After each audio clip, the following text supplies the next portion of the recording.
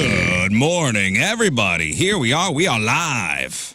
All 5 of us on this November the 10th, 2025. And I saw snow this morning.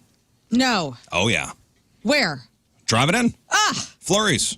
I know Chicago got snow in, like, Indiana. Yeah, watching the Bears game yesterday. It was snowing a little bit yesterday afternoon, but I caught some flurries on the way in. I went, ooh. We're there. They're there. We're there, guys. The week will end drastically different, though, than it starts. Oh, yeah? What's Friday and Saturday. Templeton say? The highs are 73 and 74. Are you kidding? Not kidding. Let's go. Heck yeah. Oh, you want that? I do. I'm ready to be inside. No, I didn't get enough consecutive 70-degree days. Like, we need to have a little bit more fall. I'm ready to call it. Let's just be inside. Those It's two time. may be the last. Because then Monday drops down to 56. Wait, so this is Fool's Fall? You fool! I'll take it. Well, this is fall. Well, winter don't start till December something. Oh, so I'm sorry. Fool's Winter? What day's the 70s? Friday? Friday Saturday. and Saturday. Is that good? It's gonna be Oh, it's Yeah, good. fly over, baby. Everybody's got it's yeah. walking weather for all the That's shows. true. And I'm going to Herman. Oh, you're going to Herman. I know. I'm going to be here. Oh, Herman in the fall. Huh? what a Throwing up dream. red wine in the streets. Oh, Herman in the fall. It's a perfect Hallmark movie. Yeah, that's right. One more Little weekend women of- throwing up their red wine on the yes. side of the road. Let's have ourselves an experience. On the Katy Trail. Oh, up there in Herman? You going to take the wine trolley around? Damn straight. Of course. Please. Are you driving? I don't drink and drive. Are you gonna? Are you driving the trolley? Yeah, that's my side Get out of the gig. way. Get out of the way. Actually, that'd be so much I fun. thought you were Like- going to drive any vehicle drunk. The trolleys should be the number one choice. Well, because it's on a track, you see. Yeah, it's a very drunk drivable vehicle. Has anybody ever done the bike bar? I've always wanted to. So where it's like Here. Oh, yeah. Get drunk and work. Yeah. how would you describe it? So it's like It's a bar cycle. a bar cycle, yeah. So you sit around and you pedal. Oh, that. And you fall off saw and it. you sue the I think I city. saw it in Nashville. Oh, yeah. Do you want to do it? I would. Okay, if you're down, let's do it next summer. Because there's one in Where? Soulard. Oh, there There is? is? Oh, yes. okay. You're Are kidding. you serious? I would do that. Cobblestone? Yeah. Cobblestone, and it Yucko. goes up to like Tucker, and I don't know, you can Where's go there downtown. cobblestone in Soulard? I don't know. There's a somewhere. street like right by There's a couple Bogart's. streets. That street's cobblestone by Llewellyn's. That's a cobblestone street or a brick street. Is By it the- interchangeable? I don't know. Llewellyn's, Yeah, I'm trying to Bogart's, the market. by the market. I don't think Yeah, there is like a the Llewellyn's. backside of the market. I don't think Never there is a noticed. Llewellyn's there anymore. Take a look at the ground next Never. time. you're I there. will. I'll look down. I'm always looking up. Yeah, you are, dude. You're I'm so always positive. looking up, guys. This Is guy. it Detroiters where they accidentally get on the interstate on one of those? Yes. That could happen. They get drunk and get in an argument and accidentally take the exit. And then Next they're thing you're on 40. Ah. That's I've great. always, you know what? Pedal, Your pedal, birthday pedal. next year, we're doing it. Okay. Bar cycle birthday for your For my 48th.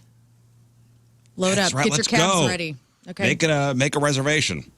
Whoever owns it, you better put an air tag on that. Rizz is likely to I may pedal back to Wildwood. pedal Why it back not? west. Oh, so we went out on Saturday night. Okay. And we've talked about this before, having parties at your house. So we were out Saturday night, and we came home around midnight. My son was like, "Hey, man, I'm going to have some buddies over." Yeah, sure. What are they doing? I don't know. Games I don't know what they were doing. in the basement. They were in the, I'm going to have 5 or 6 friends over. My daughter wasn't doing anything, so she locks herself in her bedroom for safety Cool. purposes with the dogs. And we get home around midnight and stumble in the house. Hey, kids, mom and dad are home. How's everything? And you know when your kids have the look of like they're trying to hide something? Everything's cool, man. Yeah. Not looking at you in the eye. Yeah. Yeah, my son's eyes are darting all over the place. And my daughter's like, I got something to tell you. Like, you could tell. You could tell. She's like, shh. Man, Neighborhood news. here we go. I got some tea to spill. Got some tea to spill. All right. I could sense something's off here, guys. What's going on? Nothing? Nah, just, what's going on? Everything all right? I see your friends, when do they leave? Oh, they just left. Everything okay? Yeah, it's fine. Ah, man, What'd you break? something happened? Oh, no. What happened? What happened? Something happened? Dude, basement, huge hole in the drywall. Oh, Somebody punched it. nice. Man. Head size, knee size, elbow size? What are we talking It's like a whole chunk of the corner. Oh, my gosh. What they do? There you go. Should have called me. I could have fixed it. How does that happen? How? Well, just good old fashioned Roughhousing? Roughhousing. No, horse playing? Oh, come on, man. Gotta get Okay. the horses out of there. Are you going to figure out how to patch that up? This is the contractor job. That's how bad it is. I should have taken a picture. Man. Because this is where the walls meet. Yeah. Okay. It was like in the corner. It was like a corner. How? Little jujitsu happening in the basement, probably. Probably. There's enough room to do karate down there. Hell yeah, there is. Not if you got 3 matches going on at the same Yeah, time. I don't know that. I can tell you that ours was, and I don't know if kids do this anymore, but the chunk we took out of the drywall was the old kneel down behind someone. Remember that? When somebody would get on all fours behind someone during a conversation, you just push the person. Oh, yeah. And then they're gone. Oh, yeah. And, man, it was like the biggest dude on our football team pushed this skinny kid, and he just went flying, and his head hit the drywall and took a big chunk out. It had to be some kind of horseplay like that. I don't know if that's still on the menu for boys anymore. Yeah, but see, yeah, that was listen, a big hit back in the day. You got 5 or 6, 16-year-olds in a basement. Who knows? Yeah, who knows? Who knows what's going on? But so I saw the story, and listen, it could be worse. Listen, he didn't have a party. It was just some friends over. It happens. I wasn't that upset. I was pretty pissed. Not. Thank God Dad had a couple drinks in him because he would have gone nuclear. What was it, martini night? It was. Nice. Saturday night, yes. Yes, it was. But it could have been a lot worse. Cool dad mode engaged. It's hard to yell at your kid when you're listening to Margaritaville. Team Mini 2 martinis. Yes. But it wasn't as bad. And I was reading the story about this house party in O'Fallon. Did you see this? Maybe your kids were there, Moon. Mo? Oh, boy. What This happened? was a couple weeks ago, and I just remember house parties when I was in high school, and they never made the news. No, thank God social media didn't exist. Right. And I think the fact that somebody got hurt and then somebody's mom called the news is odd to me. Oh. Mm-hmm. You kind of just dealt with it, right? Well, yeah. What do you mean she called the news? Well, okay, so here's a story. Headline, house party, chaos, injures teen, causes thousands in damage. A St. Charles County mother demands answers for an out-of-hand high school gathering spiraling into violence and destruction at O'Fallon home. So a high school house party in O'Fallon, Missouri neighborhood spiraled out of control Sunday night. This was not this past Sunday, the Sunday before, resulting in at least one injury to a teenager and thousands of dollars in property damage. So the event, which took place in the Preston Woods neighborhood. Preston Woods. Oh, yes. The prestigious I don't know what Preston that Woods is. It neighborhood. just sounds That's ridiculous. a guy. That's not a neighborhood. That's a guy. That's the guy. That's the guy that got injured. That's his house.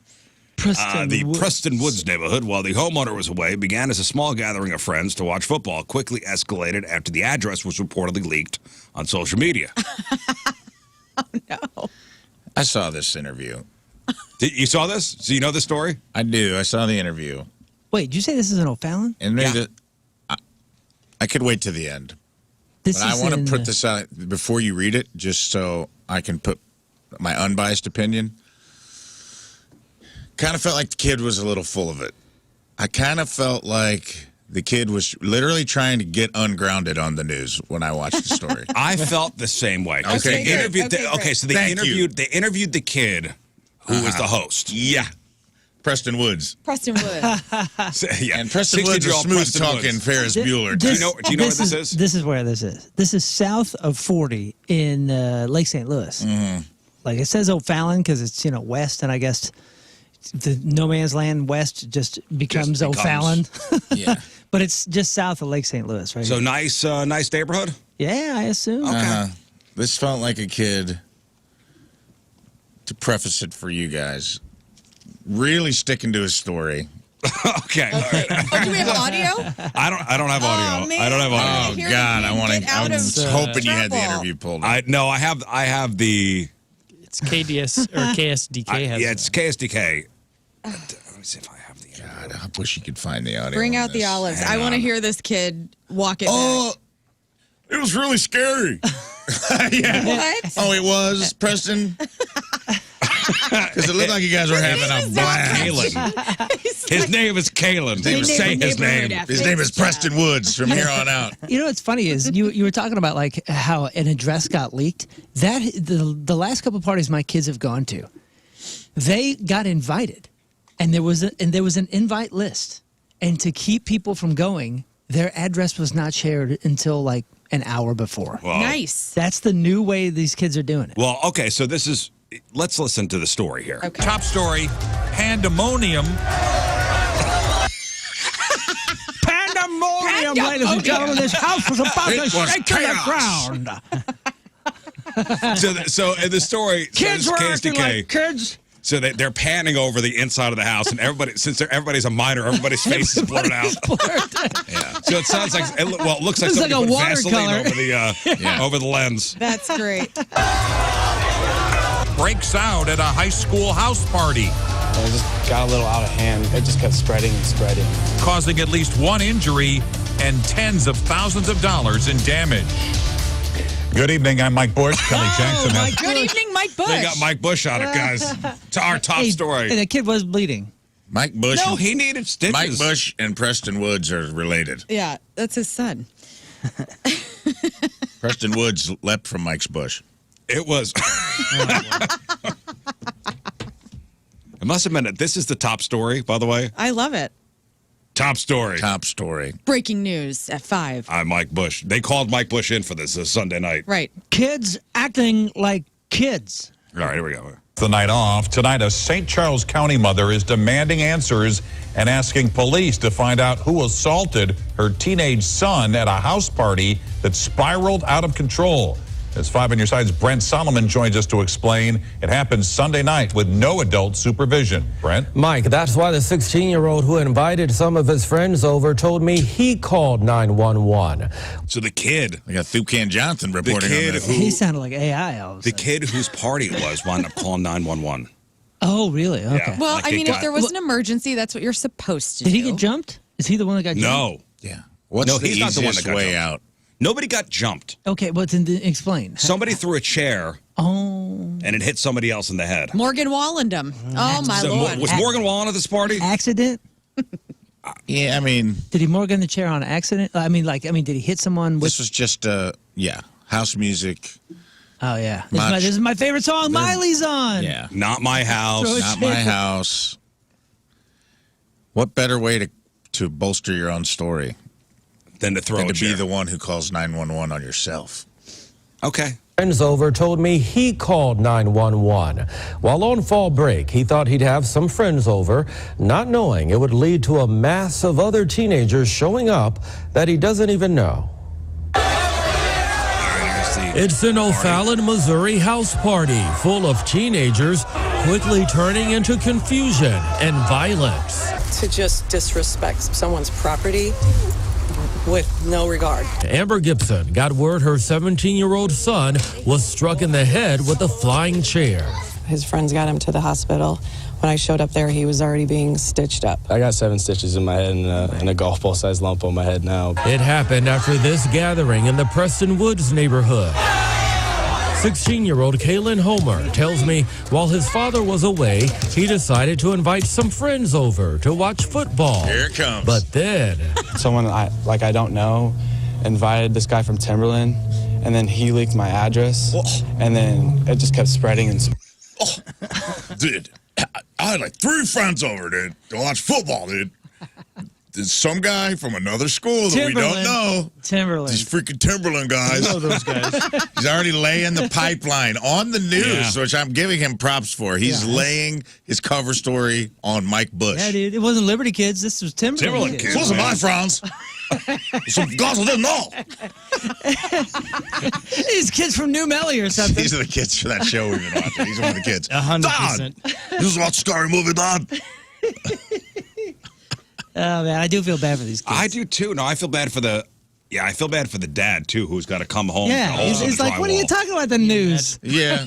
He's got to my come home to stuff? holes in the drywall. I'm just trying to think like, okay, That's my favorite chair. leaking the address, they're probably like, let's get some chicks over here. You know, like what? Where did the address? Like somebody gave the address out with the intent of what? Somebody gave the address out saying, "Hey, party at Kaylin's house," Right. and then everybody starts showing up. Yeah, that person was Caitlin. He says it happened on a social media group for people looking for local parties. If I'm 16 and all my friends are coming over and more people are coming, I'm thinking fun.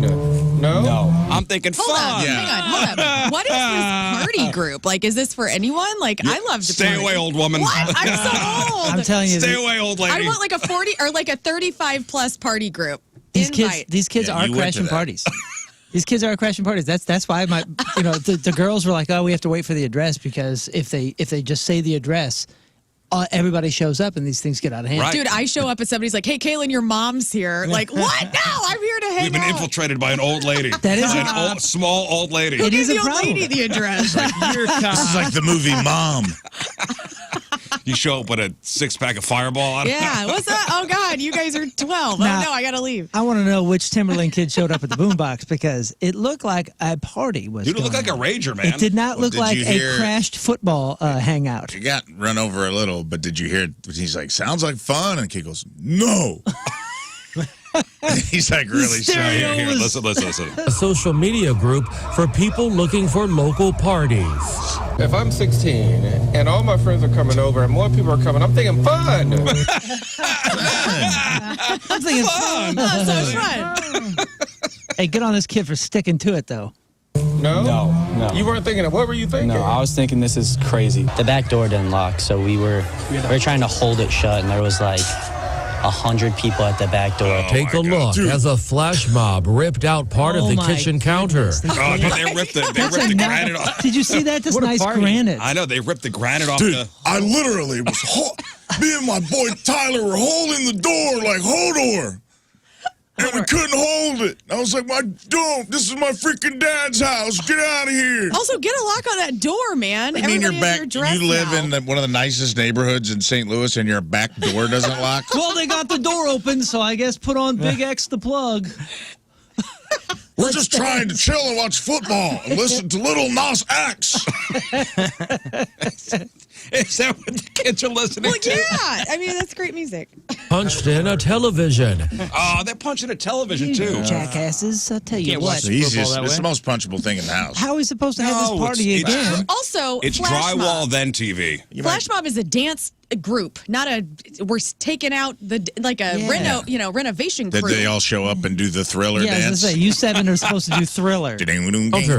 Punched in a television, shattered several windows, and left a hole in the wall. It's got a pretty interesting lift. It's very captivating.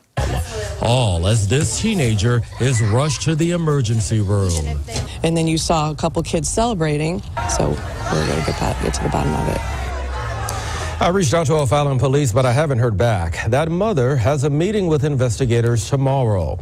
I also reached out to local personal safety expert Michael Barbieri, who says if a flash mob ever happens where you are, leave right away. Dance with them. Flash Mob. Personal safety. Say flash? Say It's not a what? flash flood, dude. They're treating it like it's a flash flood.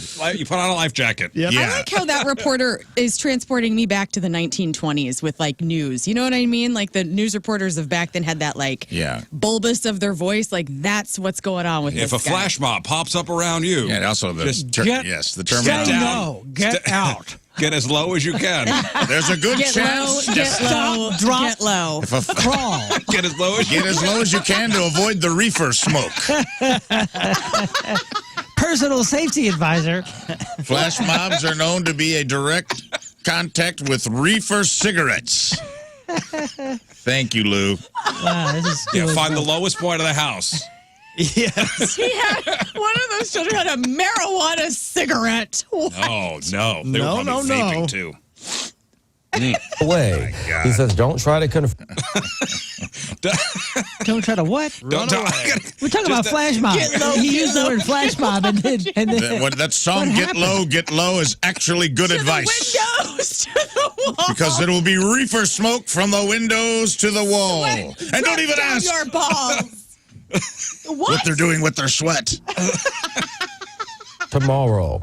I also reached out to local personal safety expert Michael Barbieri, who says if a flash mob ever happens where you are, leave right away. Leave right away. Get out of Hey, here. listen, it's Michael Barbieri. hey, Up your nose with a rubber hose, and if you see a flash mob, get low, get low. None of these people should be reporting on this. I can't believe this. This is made up. Oh man!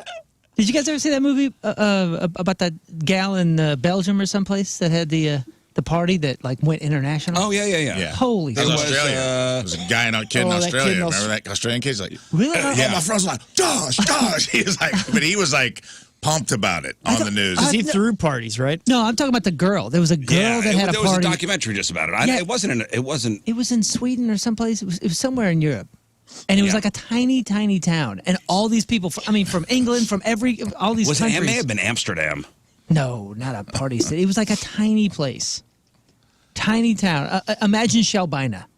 And some gal has a party. And it just went international on Facebook. Listen, if you were in the middle of a flash mob. There was like 10,000 people. You remember that? Yeah. They like ruined the police force. It like destroyed the town. Yeah. There was just maybe it's earlier this year, like a Netflix documentary about it. Yeah. I mean, this guy's making it seem like these things pop up all over the place. I know, and I'm like flash so mobs? excited for some reason. Like, I want to be a part of You this. just want to go out. I just want to Thriller party, dances? man. Yes. Learn just wants to go out. You need to get on that app. Yes. Where is the Facebook group? I Okay. think Not for the it's- children, I but don't for think the it's- I don't the think it's old people. Facebook. There will be questions that you will not be able to answer to join that group. That's true. Yeah, there's bridge clubs on Facebook. I don't What think kids are you, involved. Skibbity? Yeah. What's up, youngsters? Of course 6'7"? I am. 6'7". What's the password, old lady? 6'7"? Learn's handle is a learn 6'7". But that's the year I was born. What? Yeah. Good times. He says don't try to confront large crowds of people. Just get out and call police. Yeah. Okay. Well, That's so. Doggone it. Meanwhile, in an unrelated, less important story, 30% of St. Louis's children live in a food desert. Back to you, Mike. Okay. well, that's what's going on. That is crazy. That's Thank you tonight. for bringing that to my Breaking attention. news in Lake St. Louis. Is that where it was? No, It's pretty much. considered O'Fallon. Pretty O'Fallon. much. Breaking news from Preston Woods. I don't know, I think- got a golf ball sized. I think it's size bump. the mom. Yeah, that's a Pissed. bump. Yeah, it is. Yeah. You know when moms are talking slow and low like that, she's like, we will get to the bottom of this. I'm like, whoa. I think my mom would just smack me upside the head like, this is your fault. But you got stitches in your head. Oh, you're talking about the host.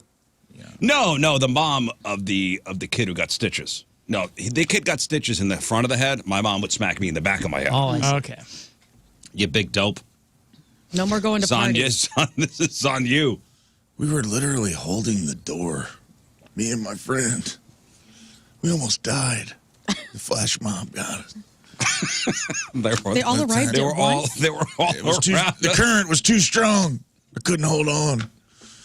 It's like cliffhanger. Your friend gets swept away in a flash mob. Listen, I'm sure he thought it was cool at first. He thought it was cool Yeah, he's popular until for a stuff second. started, until got away from him. Until they started ripping the granite off the Exactly. countertops. That's exactly what happened. This kid threw a party. Well, and I was going to bring up the fact that he called 911 himself. Like, hey, dude, this is out of control. Yeah, he's probably like, my dad is going to kill me. Yeah. What can I do to get out of this? And half of our stuff is Here's the story. Flash mob. We held the door. I'm going to call 911. That way I'm the one calling. And when anyone asks, guys, we don't know any of these people. They're Timberland boys. Well, Yeah, it's like Training Day, the movie. yeah, dude. so I brought this up with my Yeah, we would wife. have done that to Oakville people. Yeah, my wife and her brother. Pinckneyville. My wife and her brother, they had the party house. Like, I didn't even know her, and I was going to her parties in high school, That's sweet. which is crazy. Because her brother used to throw these giant parties. Yeah. Because her parents would be out all the time. And she goes, oh, yeah, that was a tactic. When it would get out of hand, when things started to break, I would call 911 to get the cops over. Like, that was a thing you did. So this kid did what he was supposed to. Yeah, he Threw a followed party, procedure. Call the cops.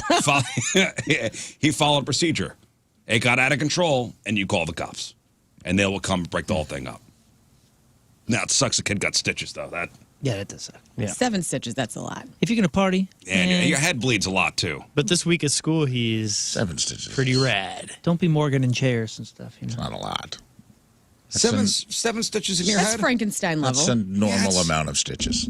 That is I would say 3. that is It's an a average. pretty good. It's a pretty good gash. I bet he needed 3, and that mom was like, "Give him 3 more." What a story. That mom seemed like an over. I can't imagine getting that on the news.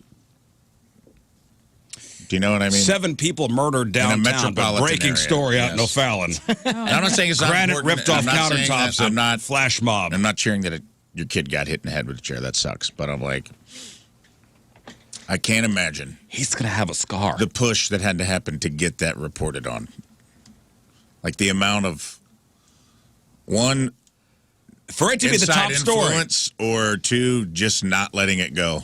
they called Mike Bush in. The Bush got called The in. Bush on the got weekend. called in. It helps that there's video footage Yeah. as far as the news goes. They're like, "Ooh, we can play this. We could just keep playing this." Well, speaking of the youngsters, man, you saw somebody pantsed over the weekend? I did. And it Ray saw felt, somebody get pants. Guys. When was the last time you saw somebody get pants? How are they wearing shorts? Like, how do you even? All the kids are now How do you wearing even sweatpants. position yourself? dude, I was so proud. Clapped. They got a standing ovation. Well, everyone was already standing, so they just got an ovation. But was it Greg Warren's show at Westport Friday night? Went up, did some time, 7 o'clock show. Get out. Everyone's in the lobby. At Westport. At Westport, like where the escalators go up to like go up to the sushi place. the sushi place and go up to the hotel or whatever. There's a Funny Bones on the ground floor. Yeah. And then there's the you know, the escalator goes upstairs. Sub-Zero or whatever. No, it's Drunken Fish. Oh, okay. Yeah, it's like a Kobe beef place up on top. But anyway, we're standing there, crowded. There's probably like 200 people in the lobby, and this group of girls, teenage girls, start going up. Teenage college, I don't know. And one of the girls is wearing sweatpants, dude, and one of her friends pantsed her halfway up the escalator. Oh, no. Oh. And she's like, "Ah!" and everyone, she screamed so loud, everybody turned. Oh, no. Oh, and it probably echoed. And she couldn't, because I don't know if it was like the movement of the escalator, like she couldn't bend. She kept trying to like pull, and she was like, So she's being hoisted into the air with, yes. with her pants. So she's literally being levitated above the crowd. She just got pantsed in front of. What and are her friends doing? Laughing. Full pantsing? No, she had her undies on. Okay. I mean, That's ridiculous. that's what I'm saying. It was like a good, wholesome friend pantsing. There was nothing It weird was- about okay. it. There was nothing that you felt like protective services need to be called. It was just a good old fashioned. We're halfway to bringing the moon back. I really feel like That's we the are. first- And that's just the to first see kids step. doing it again. I'm like, kids are pantsing each other. This generation's bringing the moon back. They're going to do it, and I'm going to be real proud when it happens. You have to let. I have them- not seen a public pantsing like of friends, maybe in 15 years. Yeah. Maybe longer. Have you ever pantsed anybody? I feel like course. you've pantsed. I've never done it. Oh, Mark, we did it to each other all the time. Like if you had loose sweatpants or Shorts. shorts on, you I've were been pantsed. Be on guard. You seem like a high school pantser. Like you seem No, like somebody. yeah, if that's- I- Whereas Moon and I No, are, I didn't do it No. often. are the victims of people like you. Yeah. To be honest, I've had my eye on you ever since you got here, just to I'm make wait- sure you didn't pants me. That's Listen, just my I'm so aesthetic. traumatized. You're judging my aesthetic. I'm so Yes. traumatized from one time being pantsed in gym class. Yeah. Oh, gym That- class. Gym class was the. Because you had those loose shorts That was a vulnerable time. and you had some bullies. Aw. Yeah, but I now. we did it to our friend group. I never like went around the school pantsing like Oh, no, trying to this was embarrass a people. It was bully like pants- your a best bully- friend is who you would do it to. A bully pantsed me, and it was all the way. What do you mean? Dinger and everything. Dinger? Like no. your It wine was out? Dang, dude. It was he caught the undies because these were the days of loose boxer shorts. Oh, no. Yet another reason. Strike, another strike. So Don't do boxers. he got a hold of the bottom and the bottom to both. Oh man! Hey, at least it's in gym class. There's no man. gals, right? And he, Were you running? no, it was everybody. It's co-ed. Oh, Did you fall? Fool. No, I was. God, I was hoping you were like running. That you fell. Show us how it happened. That you fell and you had to like roll over with your little loose ding out and try to like wiggle your pants back on. Did you bend over and grab, or did you cup and carry? Like that? You were like playing dodgeball. You're like running down the court. You got you. You're like, it was hit the ground. It was standing there.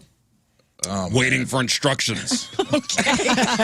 Hey, here's instruction 1. Pull up your pants, freak. Get that thing out of here. No, I was during one of the, the gym teachers explaining like what to do, and then this kid just came up behind me. Whoop. You're focused. You're focused on the rules. Whoop. Oh. So what'd you do? Did the hands go? Did they cover? Or did no, you go immediately to immediately to grab your. Oh, okay. To grab your underwear and your pants to pull back up. Oh, so what happened to the kid? Nothing. That's great. That's a good teacher there. There was no discipline back then. You just kind of dealt with it. The kid probably got a standing ovation, I would imagine. Man. That's now brutal. that could be on the sex offender list. I was junior high. Brutal. Oh, man, brutal. What's that, 11 years old, 12 years old? No wonder you hate junior high so much. I hate junior high. Yep. Okay, I hate junior high. I hate gym class. Yeah, the best time I got pants was at a basketball practice, but I was going up for a layup, and my coach somehow just happened to be right in reach, and he when I jumped in the air, and he did the pantsing then on purpose. Yeah, because I guess I wasn't paying attention, so he was getting annoyed with me, and then I did that, and I started listening much better to him. I was like, yes? Your coach pantsed you during a layup. Yeah, it was hilarious and super embarrassing. Were you at his all house? My buddies. What's by yourself? Was this during a private lesson at his house? one-on-one. Yeah, every Tuesday night, one-on-one. Hey, King Scott, a little one-on-one at coach's house, a little extra practice. Show us on the doll what happened. Yeah. A quick 15-minute practice. No, think about this. All right, so you got a mom on TV saying my son got hit with a chair and he's got stitches. I can't imagine that ever happening back when we were in high school. A kid fully my dong came out. My little weenie came out in junior high. Hilarious. 2 sprigs of hair. Okay. Good God. Let's not describe. What a horrible scene. They would have called Mike Bush in. It would have been Mike No Bush. Mike Bush would have been thrown up in the corner. Your mother's on the news. We lost Bush. It's too gruesome. I've seen it all. This story's too much. It's too heinous. That kid would have been expelled from school. It would have been on the news, and he would have been placed on the sex offender registry. Yes. I don't know if it would go that far, but yeah. If it was there now, would have been an if it was expulsion, now, probably. I don't think you'd get on the sex offender list if it was a junior high on junior high crime. If it was an adult, probably. Yeah, his coach pants. Your coach, coach would have been. That's going to probably make it to the school board meeting. He would have had to have his lights off during Halloween for sure. Yeah. It was not. This kid, my ding-a-ling was out. Yeah. This kid, not even a, hey, stop that. Not even a, hey, stop that. Well, not even a, hey, stop that. Kids will be kids. I don't condone that. But within your friend group, I condone. Well, to this day, if I'm wearing like drawstring anything, think about it. I'm cinched up tight. Yeah. I'm cinched up tight. It really, making a mark. Man, that really burned into your frontal lobe. Yeah, do you start sweating when you see the Umbro logo? Oh, I forgot what kind of shorts they were. If he pulls his pants out of the dryer and the drawstring got lost in the hole, he just throws them in the trash. Oh, no. Yeah, that's it. No, yeah, these are done. That's nothing but a risk. Yeah, not risking it. Not going out. He's the only guy at a Hibbett sports store that's like, what's the draw strength on these? What's the line density? How many pounds of weight can it hold? Test strength. No one's ever asked us this, man. Is this 20-pound test or not? Yeah, as if you're buying fishing line, because this I plan on catching a mako shark. Can this handle that? Cinch up. Well, I'm sorry that happened to you, man. That sucks. Well, it's good to talk about. But one at Westport was Chef's Kiss. Whoever was victimless crime. No, there was a victim, but yeah, I was about to say there was definitely a victim. She took it well, though. She took it well. She was laughing, and you could just tell that it was they were a group of friends who were having a good time, and probably did this kind of stuff to each other all the time. It felt like a young girl jackass, you know, and I was like, that's what I'm talking about. Let's bring back the fun with our friends. Because they'll tell that story. Like, remember when you pants Maria, Westport, and all those people? It's hilarious. That'll be a story they talk about for the rest of their lives. And people clapped. Like people want it. They want the pantsing back. Ben on the instant feedback. I've been fully pants in public, and I've had a flash mob party at my house. Batting 1,000 today. Wonderful. Way to go, Ben. Gosh. Yeah, I may start wearing suspenders. Yeah, I got belt, suspenders, Like everything. Bob the engineer around here? With his cute suspenders. Yeah, why not? D says my 18-year-old son gets these party updates all the time, 100% accurate. So I guess there's some kind of party alert. It's like the new party line. Yeah, I have no doubt that exists. I just think the person making the alert was Preston Woods. I don't think there was a third-party planner. I think it was very much he planned. Let's his own have some party. people over. Yes, and I got away from him. It got away from him. 100%. I get it. And I get it. And I love the cover story. I'm applauding it. Was this on Friday night? No, this was not this past Sunday. This was the Sunday before. Because I guess there was a fall break or whatever. Because they had the next Monday off. I'm just reading into the story. You know, he said something about football, and I was like, wait a second, was this a Friday night? No, it was a Sunday. Yeah, okay. Well, It was a Sunday. Stick to the story, man. Big story out of Overland, Scott. I don't know if you saw this. No. As somebody who has a key to the city. There was a party invite, and no one showed up. Yeah. So a guy from Overland is facing charges after being accused of stealing a powerful muscle car from a dealership in Herculaneum. So this guy, his name is Dasani Thomas, like the water. Yeah, I like this guy. Back on the 26th, he and two buddies set out with one goal to steal a car. So they targeted this local dealership. First, they snipped their way through the front gate with bolt cutters. Then they found their prize, a 2022 Dodge Charger SRT Hellcat. $78,000 car. Wow. They broke into the car through the sunroof, disabled the horn to keep things quiet, and then pulled out this secret weapon. Have you guys heard of this? This high-tech special gadget called an AUTEL device? AUTEL. No. So I guess they're able to program a blank key fob. Because you know all the cars now, they got the key fobs and the push starts. And Right. so they have this device now where they could program it on the spot to whatever car they're trying to boost. So with a working key, he and his partners drove the Hellcat off the lot. And they got the car back to Overland. Nice. So I don't know if you saw a pretty super sweet Dodge Hellcat in the neighborhood. We were all like, we heard it coming down the Y'all street. took turns Everyone runs out to driving? the front. We all wave whenever it comes by. Oh, somebody got a new car. That's the way they did Yeah. in Overland. Everybody goes to the street and said, oh, look, Dasani's got a new car. Yeah. So they tried to disguise it. They changed out parts. They modified the frame, even swapped out the VIN number. But back on the 6th, so a couple of days ago, investigators showed up at his house with a search warrant. They found the car, arrested him on the spot. So he's been charged with, felony stealing a property. Did you see this thing? Are you looking up this? Yeah. This device? How does it work? Well, there's a couple different styles here. Here's one that says it's programmable sensors for tire pressure, and those things are $500. And then when I look up the Autel Maxis Ultra S2 scanner, which I guess just scans the signals and then throws it into another key, it's $5,000 right here on Amazon. You can get the thing, and I guess it's a full scan diagnostic thing, and it scans the signals. Boy. And it'll copy. I guess I can copy it and throw it on another key or something. Remember the old to get a free call on a payphone? Somebody had the it was like the automatic phone dialer. What? I don't know that. Did anybody have a friend who had one of those? No. Quarter on a string, man. Boop, boop. No.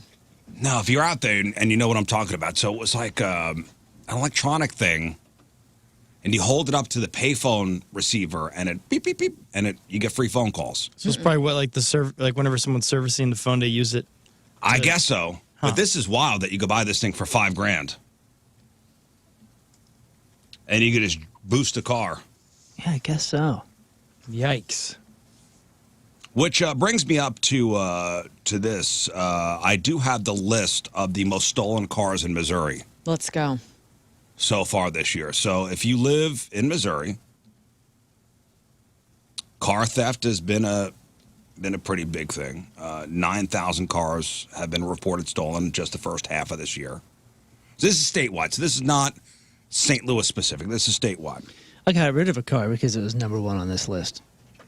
So what car was it? The Challenger. There was a rash. I had a collector edition Challenger, and there was a rash in St. Louis of people following people into the county, into the city, wherever they were going, into their homes, and then jacking their car at their house at gunpoint. Oh yeah, that was a thing for a little bit. I haven't heard of that in a while. No, but it was happening like once a week for like 8 months, and I was like, I think I'm done with the Challenger. Yeah, that sucks. Would anybody like to throw a car out there to see if it's on the list? I have the top 10 most stolen cars in Missouri this year. Kia. Yeah. The Kia Optima is number 3. Hyundai Elantra. Okay, here we go. The Kia Optima is number 3. The Hyundai Elantra. See. Congratulations, Moon. That is the number 1. Wow. Yay. That is the number 1 most stolen car in Missouri. If you own an Elantra, congratulations.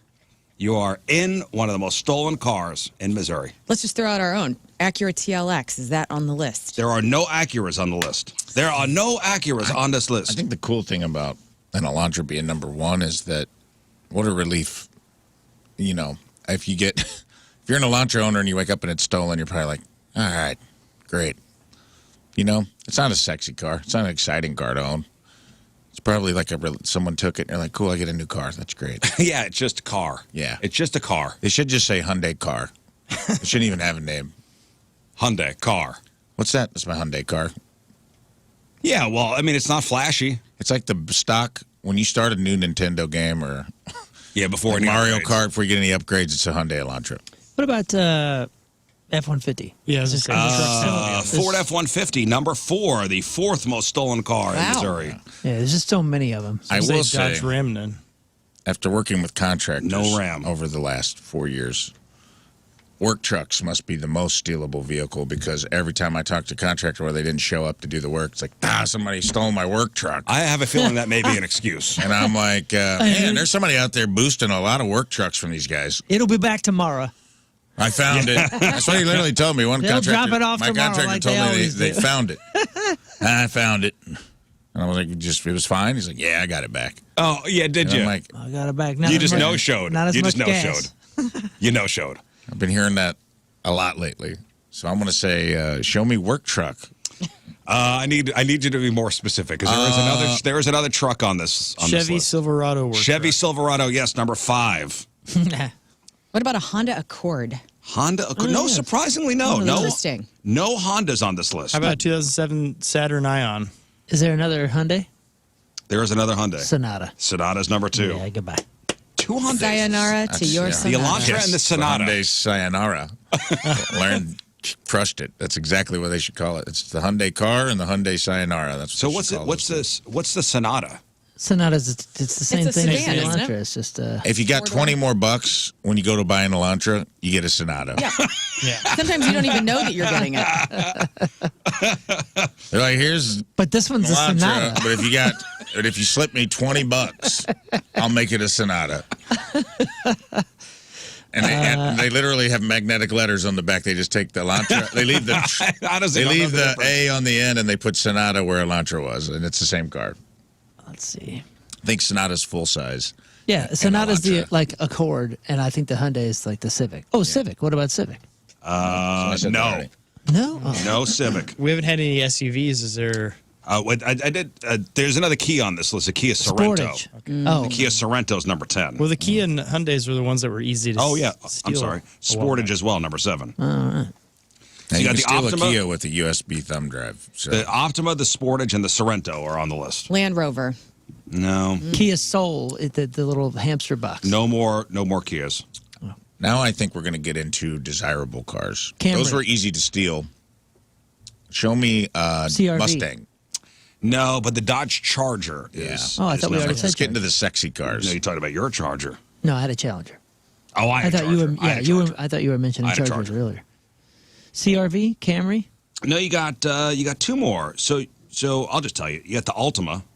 No, the Nissan Altima. Mm-hmm. Also, again, it's they're everywhere. Every third car is an Altima. So it's the St. Louis starter pack. And then the Grand Cherokee. Those are great cars, by the way. The Jeep Grand Cherokee is. Wow, Jeep Grand Cherokee. Yeah, really? number 9. Man.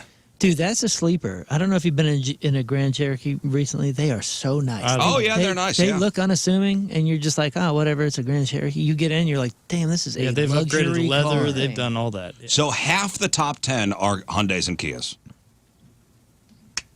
Because it's got that well-known ignition flaw in certain models that make them incredibly easy to steal without a key. You know what I feel like in the 90s what it was? It was the Mazda 626. You guys remember those things? The 323s or whatever, and a 626? Yeah. Yeah. Everybody had one, stole one, or had one stolen. You don't remember those cars? In St. Louis and North County, it was the 626 that Mazda 626 that ran the Rock Road. Were those cruiser cars? I mean, it's like a family sedan. It was a. Oh no! It was a Civic. It was like a teenager Civic.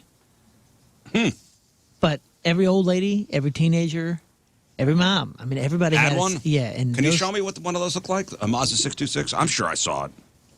They're just little. 90s. I'm sure I saw almost it. look like not a Capri. They look like a Miata almost, right? No, these are Like normal. one step up. Is that the Mazda X? 626. Everybody had one of these things, and it just okay. They never ran past Yeah, 120,000 miles. Like everybody's like, well, I got this because it's going to last forever. They also look like an Accord. It's generic car. That's car. Yes. Right. Yeah, car. Hi, Mazda car. Mazda car. You can burn this to pieces for about 120,000 miles and leave it in the road. So, Lauren, you said you're heading out to Herman. Yeah. Friday. Mm-hmm. Heading out Friday. Going to spend the weekend out in Herman. Nice. Yeah. Nice to fall. The fall wine trail in Herman, huh? It's the best. It's the best. So, and is everybody staying in town for the holidays? Don't know yet. For the holidays, as in Thanksgiving? Thanksgiving, you're in town. Everybody for Christmas too. Christmas, no, but you're out of town for Christmas, huh? Where are you going? I'm going to Myrtle Beach, South Carolina, to do shows the day after Christmas through New Year's. So I'll probably be there for Christmas. I might wait until the day after, but. Well, if you're starting to dream about a maybe festive holiday trip, you might be thinking, all right, you got to travel far and wide for that, for that Christmas magic, huh? Mm-hmm. But according to a recent article from thetravel.com, they listed the 8 best small towns in America for visiting for the holidays. And one of the top spots is right down the road. Really? Apparently, Branson. Has anybody spent Christmas in Branson? Apparently, they take the holidays especially Silver seriously. Dollar City. Really? We did that. We did Silver Dollar City around Thanksgiving a couple years ago, and it was incredible. Did you know Branson is considered America's Christmas tree city? No. No. Who said that? Indiana. Branson. I mean, that doesn't surprise me. It's Christian Vegas. It is Christian Vegas. 1,000%. Like they're gonna do it up. Like Branson's nice, dude. If you go in there, like there's money in Branson, and they're spending it. That's got to be their holiday. I bet it's awesome.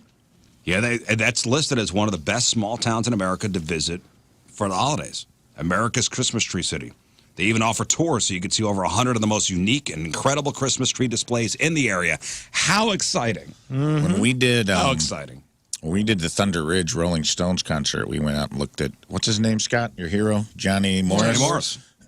He's got thousands of acres of you rent a golf cart and you drive around on these paths, and they do it big for Christmas. You could see they still had Christmas decorations out in the woods and weren't lit up, like big ornamental, like reindeers as big as a building, that they light up and the girl was telling us oh, dude, wintertime, it's packed.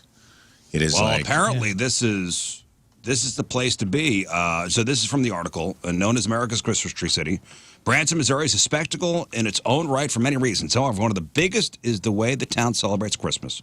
Shortly after its inception back in 1912, Branson quickly began taking root as a resort town and has never looked back. This particular Ozark mountain town takes its holidays very seriously. Starting the day after Halloween, Branson turns into a winter wonderland and stays that way until the end of January. The options are practically endless for this town. One of the things Branson is known for is being America's Christmas tree city. The town offers tours that give guests the opportunity to see and visit over 100 of the area's largest, most interesting, colorful, and unique Christmas tree displays. This town is never in short supply when it comes to holiday activities. Visitors can drive through immersive light displays, go snow tubing at Wolf Mountain, see live reindeer, have breakfast with Santa. And the average temperature in December is 45 degrees. Not bad. So there you go. Nice. Branson, if you're not going anywhere, at least flying. Every other place has the living nativity where you can go watch that, and it's like Shepherd of the Hills, Silver City. Everyone has it. Well, I will not be going there. Oh, What? It is fun. Take your family. I will not be going to Branson. It is really nice. We did Silver Dollar City, and no one was. You know why? You know what they do too? Down at Silver Dollar City, they do like a $35 meal ticket or something, and old folks go every day, and they buy the meal ticket, and they just walk around with each other, hang out, and they eat the meals, and it's amazing. So guess what? When you're there, they got a great meal deal, and nobody's riding rides. You got the rides to yourself. We had the rides to ourselves. that's the best. 50 degrees. Yeah, 45 degrees in December is the average temperature. It's not bad. It was awesome. Well, with the holidays almost here, and are you starting to feel it now? Are you starting to feel the push, The holiday pressure? The holiday pressure. It's starting. yeah. It's starting already. Yeah, we got the group text going. Now we're like dividing up what we're all bringing. Yeah. Do you feel pressure to put on a happy face for the holidays? It's the holiday performance every year. Yeah. Yeah. So a poll found that 7 in 10 Americans feel like they have to act happier this time of year. So you kind of fake the Christmas spirit. I will say that year to year, it's different for me. Like this year, I'm actually very excited about decorating for Christmas. Kind of into it. I got some new ideas on Pinterest, and I'm having some fun with it. But yeah, I have, I've talked about this before. I get real pissy about the holidays because I don't like the pressure. I don't like how insane everybody else gets because I feel it, and I'm just like, please, just let's get through this. Let's just have a nice time. That's and it's the way, never and I don't want to happening. feel this way. Yeah. I don't like forced happiness. I don't want to feel this way. I don't want to feel the pressure of just trying to get through it. I really want to, excuse me, I really want to enjoy it. Like a lot of people are just trying to get to January. Yeah. 1 in 5 said they feel sad, they feel disappointed, they feel depressed. Just trying to get through it. I know, dude, it's such a mess. And really, it's you got to take responsibility. I take full responsibility for my own crap. We put it on ourselves. Yeah, and you just got to let it go and go, hey, it's not going to be perfect, and everybody's got expectations, and screw it. Merry Christmas. If you're going to pretend to be something, happy's a good choice. Yeah. We are what we pretend to be. Yeah, but I see sadness behind that. Got some sadness. smile. Right. I see sadness and a bit of anger. Merry Christmas. Done. Merry Christmas, done. There's sadness and a tinge of anger. Yeah. I mean, you wrote a whole damn song about this, about Mr. Christmas, and I identify with that. I loved Thanksgiving, and I hated Christmas because there was always too much pressure. I had to do the tour. You're pulled all these different directions. You never, I don't know. For me, it just was not a grand time, and I have switched. I made the conscious choice to enjoy it, and it's been wonderful. Now let's for a second here. Mm-hmm. Let's take a second to recognize our friends who work in retail. Absolutely. Because it's that time of year, and you want to talk about pressure. You want to talk about dealing with the public. Pandemonium. So if you are shopping at Target this holiday season, and it seems like an employee is being extra attentive, they're probably not flirting with you. It's their new policy. So Target... To follow people that look like they're stealing things? Target had supposedly launched a 10-4 program requiring their workers to engage with customers within close proximity. I don't need this. I don't either. To be honest with you, I saw this headline over the weekend, and I said, no thanks. Oh, see, you were at Target? No. I saw this headline. Oh, you saw that headline. Okay. Yeah. So if a Target employee is within 10 feet of a shopper, they're being told to smile at them. Then as they get closer, they'll make eye contact and wave or say hello. How you doing? No thanks. Get out of here, red shirts. And if they're within 4 feet of a shopper, employees must ask if they need help finding anything, or if they're directed to ask how their day is going, or a, quote, similar pleasantry. Listen, I'm all for people saying hello, but this is a forced hello. This is a directive from corporate. No thanks. I want organic hello. I want a genuine hello. Me too. Yeah, this is American. Trying to curb any. I guarantee it has to do with the theft thing. For sure. It makes it way easier. You let them know you see them, and Really, you think that? Oh yeah, for sure. Oh yeah. First time I was in England, I thought everybody was rude. I was like walking into stores, and or you don't get greeted when you walk in. You give them the stuff that you want to buy, and then they tell you the total, and you give them the money, and then they give you the product back in a bag, and then you get out. With transaction, it's a transactional society. Yeah, That's it. We're done here. It was a fair trade, and at first it was like off-putting, and then I realized, wow, this feels better. I'm not being fake helloed. This is forced hellos. Yeah. Forced pleasantries. How are you today? So Target says heading into the holiday, we're making adjustments and implementing new ways to increase connection during the most important time of year. In other words, in the middle of a holiday rush, customers are less likely to be willing to cross the store multiple times to try to find an item or worker who seems approachable. Also, I'm sorry, the Target worker, they've laid off a lot of people. They're working overtime. Their sales have dropped. It's a hard time right now for Target. I don't think this is going to help. Oh, I guess Walmart's got this and Disney's got this. So this is not the first company that's asked workers to carry a mental tape measure around with them. Disney's fine. That's where people should be all bubbly and the directive should be. You know, it's the whole rule about don't show the kids when you're out of your costume. That's fine. This is for Disney. Yeah. People are running into Target to get in and get out before nobody's the impulse hanging out at purchases. Target. Yeah, but it doesn't take any time to say hi, and then you just grab your stuff. I don't and need run. it, Scott. Yeah, but you know what? I like happy world. Let's be in a happy world, everybody. Yeah. You are living in a world of delusion. Go live in I Branson. like your world, though. Yeah. I Go like to it much Branson better. and stay there. I want every employee to talk to me when I walk past and wave at me. I talk to people. Smile and whistle and woo. But now I feel like it's a forced hello, and they're like hating their lives. And How now are I'm you? going to Tell be you what, sad. How are you? You don't care. If we can negotiate, I'll take the forced hello if we can stop with the are you a rewards member, put in your phone number, put in your... I don't need 15 things to enter into a keypad to buy some cream cheese. Like, let's just move on with our day. Listen, if you save me that, you can say hello to me in the menswear department. Hey, I'm fine with that. If you're not a rewards member, just let me know. I'll give you the number to put in there. Tight. You know what? If we're talking retail, I had an experience yesterday. I don't want to like move past this Target thing, but I did have this thought, and I would like to directly go towards Deerbergs, the Deerbergs family right now. Uh-oh. You all need to get a better Shots fired. bagging system at your frickin' grocers. What do you mean? What? Shots What do fired, I Deerbergs. mean? Best. What do I mean? Literally every other place that you go to get groceries, it's the conveyor belt that you put all your groceries on, and then they scan. And then there's another little conveyor belt that goes towards the bagging area. Yeah. Deerbergs doesn't have that. Oh, they took the bridge away. They took the... Did they ever have a bridge? Because I've never Someone's seen never it. been to an Aldi. No, I've been to an Aldi. Where they just and throw the Aldi's- cans into the loose cart as you're going Aldi through. is 1,000% on their own in this. I'm talking about Deerbergs. I would like to bag my own. I love going to Schnucks and bagging my own You know, stuff. they have self-checkouts. Yeah, they have Not that whenever there, I have Deerbergs. 1,000 items. This was me yesterday at Deerbergs, okay? And this poor guy was doing his best. If there had just been a bridge, we could have We made could have gotten product- through this quicker together. There was a line. The person next to us was flying. We had a situation with the scanning, and then it was the bagging. I'm just saying, I'm trying to help with their productivity if they care about Just that. say, put the bridge back. I'll do the bagging myself. Absolutely, In fact, I you know, will. let me get behind there. I almost did. This man was so sick of me by the end of it. Yeah, I as was a matter like, of fact, let me get behind there. Dude, you know what? The too many questions thing really bothered me. So much, in fact, that I got an EV car, so I don't have to do it anymore.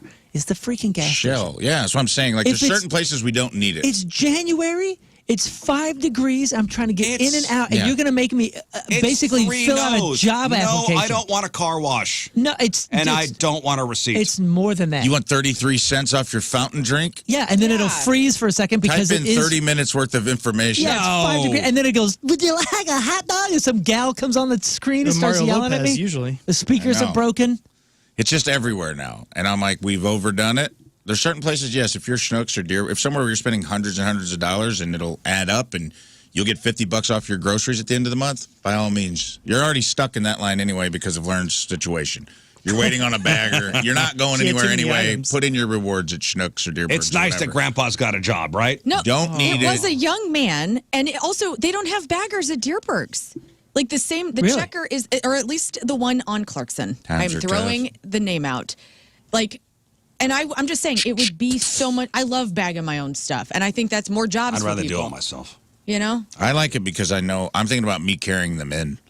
When they put like 2 things in a bag and I go, load that thing up, Right. man. I don't want to. Oh, and Target's the worst. I want to put my arms out and I want to get it in one trip. Well, here's what I think. You know, Target's got this. So the closer somebody gets, the more kind of intimate they have to be with them. So 10 feet is the eye contact, and then when it's closer, smiling, and then it's Kiss. a wave, and it's hello. And I'm like, hey, They start rubbing their shoulders. if you're within 4 feet, 3 feet, now we're going all the way. Yeah. now yeah. we're hugging. Great. Now we're hugging. You're getting pantsed. If they continue with what happens, you know, if the proximity gets more intimate, like within 3 feet, you know, they say it looks like you could use a hug. If you're within 2 feet, Yeah. you have nice eyes. And if you're within 1 foot, you know, They love your breath. they ask if you're free after. They ask if you're free after their shift. Oh my. Oh, is that juicy fruit? Let's go. This is nice. If we're doing it, we're doing it. Did you have a All right. sweet Now talk I'm on recently? Target's side. You've convinced me. You love the Target's intimacy. making love happen. If you're getting that close to me, why don't you grab a basket and And You know help. what else? Can I help you? I had this happen. follow me? I got stuff to put in there. Is there any passive aggressive stuff in stores you guys hate? Because like I realized yesterday, I was at the Green Shag Market, which I love. Love that place. The place is good vibes. Will put you in a good mood. I don't know what that is. It's a just like vintage it's a store vintage store on on Manchester. Manchester. Yes, and it's got a lot of mid-century modern furniture, a By lot the of hill. cool stuff. Yes, it's near the hill. It's in a little, I don't know. It's Industrial park. There we go, industrial Okay, park. I'm just going to finish your story. Go ahead. We finish each Okay, other's we know where sentences. it We go is. to Target. It's in a building. But they had the thing, and I get it. There's like people that have their own little, like, you know, there's different vendors selling different things in different little nooks and crannies. And I realized just how smarmy and passive aggressive it was like, it says, smile, you're on camera. I really hate that. I realize Why? I just don't like That's a these- warning It's to a joke. shoplifters. But then say that. Don't be smug. It's too smug. I don't like it. When It's just got a like a clever way of smiley saying. face. It's not clever. It's not clever at all.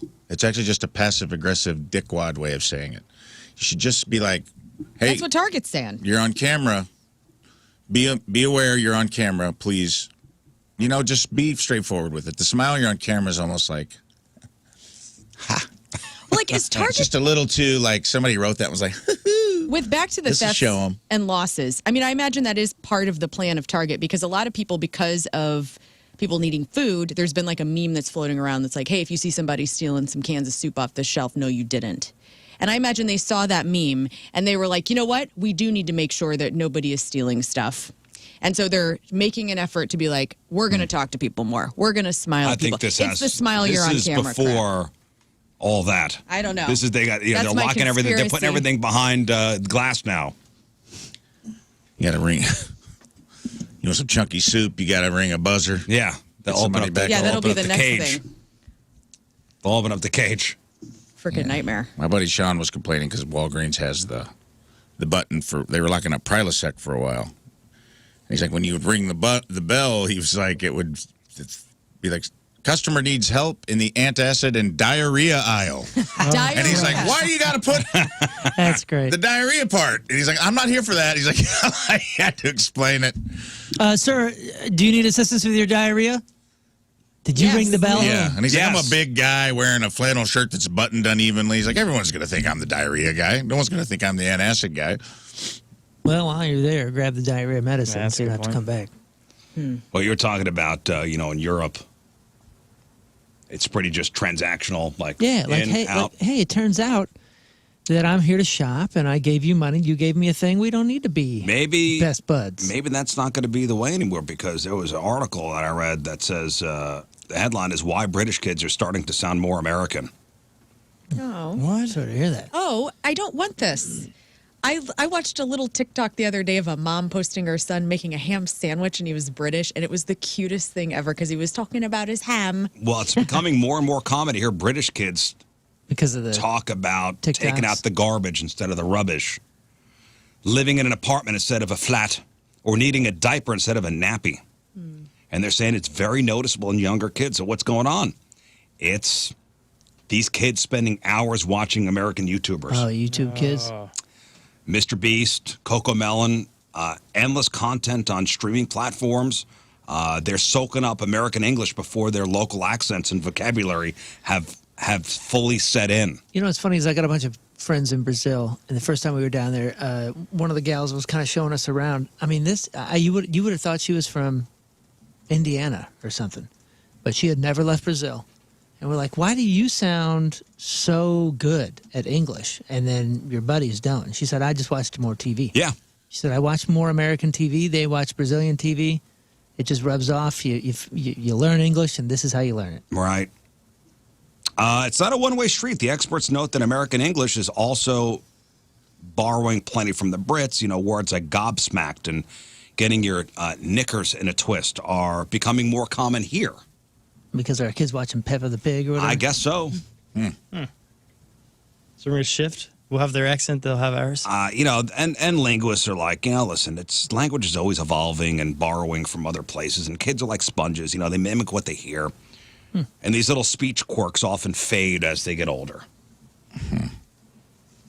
Oh, It's probably a net good. Great Britain, we're coming for you. It's probably a net good for everybody to be exposed to other cultures. You've seen the guy on TikTok that sings like American songs, and if it was British? No.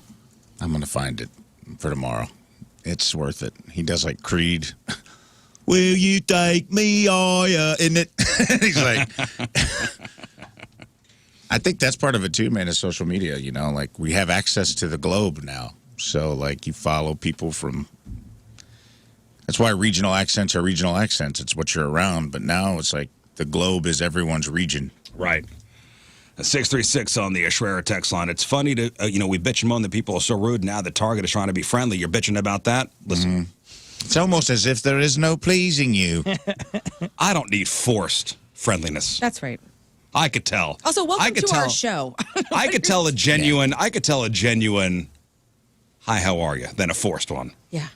Okay? I know. This is a nightmare for introverted people that work at Target. Yeah. They're already trying their best. And introverts who go to Target. Yeah. Yes. It's good for That's a them. good point. Yeah. This is terrible for introverts. Yeah, it's the whole my pleasure thing. If you have to say it, then it's not your pleasure. What do they say at Chick-fil-A? My pleasure. Is it my pleasure? Yeah, Yeah. that's the I one. don't know. I feel like that's genuine, though. Every time I go to I Chick-fil-A. say my pleasure. Like if somebody says, hey, thanks for that. I'm like, my pleasure. Whenever I leave Chick-fil-A, I go. But if you're forced to say it as an employee, Oh, yeah. like you have to say it there's another bar where you have to say my pleasure. I think it was like 54th Street. They had like a list of things they were required to say at every table. And it was like my pleasure, pardon my reach, watch your step up, watch your step down, which is nice. Well, but just then safety. it started to feel robotic. Like it started to feel kind of Stepford wifey. Yeah. If you go there a few times. When we worked at CC's, we always had to say, if you see someone leaving, see you later. Have a Six Flags day. Yeah. What's that even mean? Have a Well, Six Flags day. Yeah, I don't know. That one's silly. I have no idea what that means. Cute.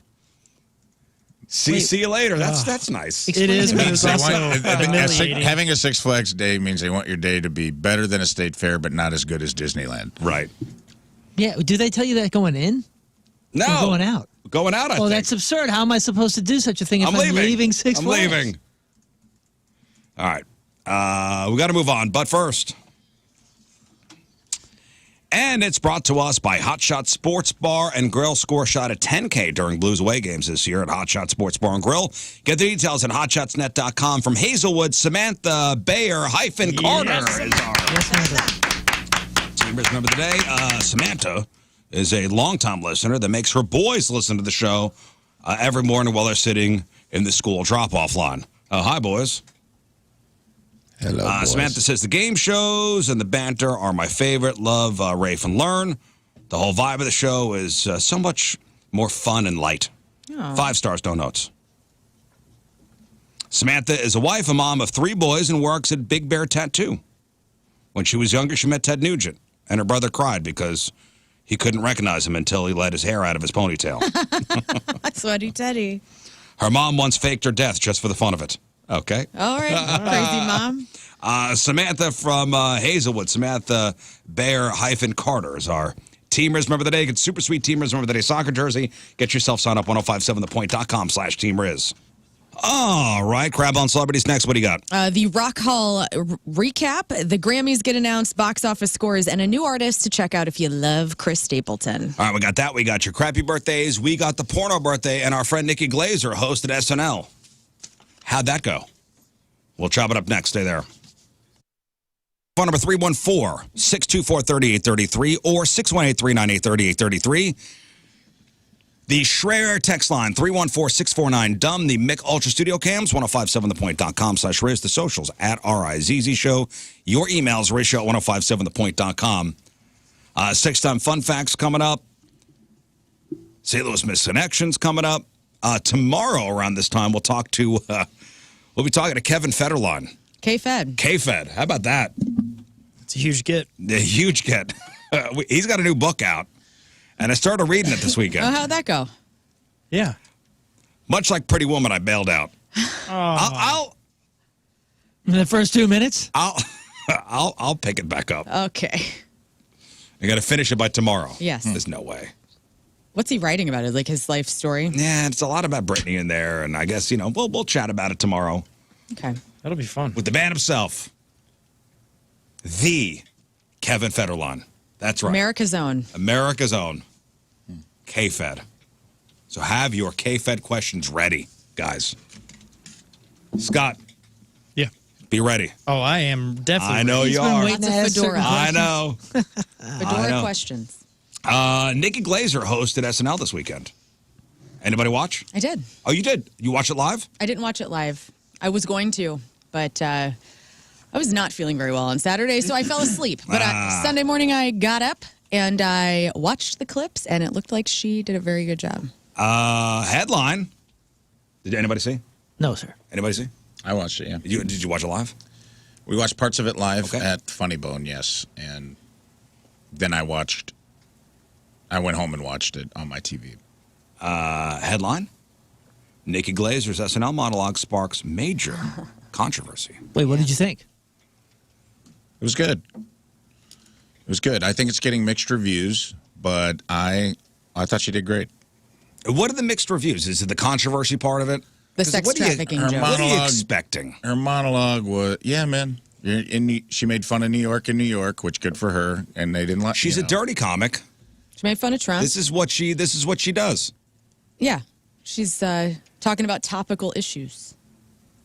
Well, that's not the controversy. Yeah. What's the controversy? It was so 9-minute monologue, packed with jokes that, they're saying push the envelope. And this is from the New York Post. Specifically touching on the extremely sensitive topics of sex trafficking and pedophilia. So here's a rundown of the jokes that have caused the uproar. None of the Trump stuff. No. This is what caused this is what people are talking about. Okay. First, Epstein in New York City. She kicked things off by welcoming the audience to New York City, which she called convicted sex offender Jeffrey Epstein's original island. Right. Okay. Which is true. He had an apartment there. Obsessed with slavery. She made a series of jokes about nail salons, comparing the experience to slavery by noting how you get separated from your friends and can't talk to the workers, who she said seem, quote, stuck and sad. And then she joked about the anti-human trafficking awareness posters found in public women's restrooms, saying they're in every stall, they're in every world language. The English is really tiny, and it's like, quote, you wish. Resting Ghislaine face. Glazer compared herself to Ghislaine Maxwell, Epstein's accomplice, saying her younger friends feel safe with her because traffickers might mistake her for their madam. And then she was joking about her nephew, and this I guess is the one that really got people's so dumb. So here's this is Nikki Glazer from her monologue on SNL. We don't have kids because I don't want to pass down that DNA, but it's just. I feel like it's too hard to be a mom. I have too much anxiety about it. I mean, it's hard even being an aunt for me. I was staying at my sister's house recently, and at one point I was like, I'm going to go take a shower. And my nephew comes running in. He's like, I want to take a shower with you. I want to take a shower with you. He's 18. I'm like, what's going on with his voice? Something's wrong. No. He was 4, and it was very cute. And my sister was like, he can take a shower with you. It's fine. He does it with us. And I'm like, okay, that's fine for you guys, but are you really okay with like an adult showering with your child? Like, maybe it's okay if you like come and supervise. And she was like, why? And I was like, because what if I molest him?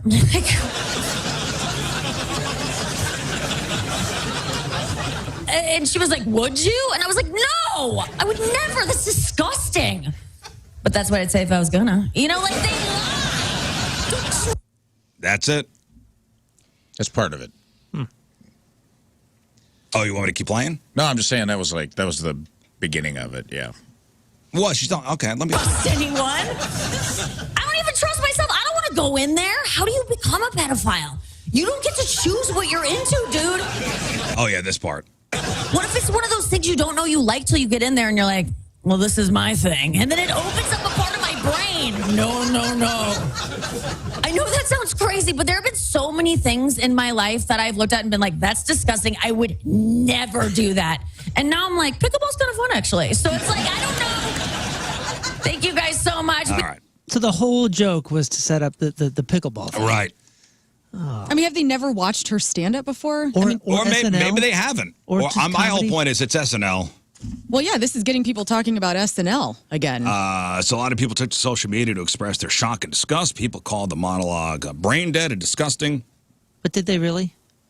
I don't know. I don't believe any rage anymore. Let's not go down that rabbit hole again.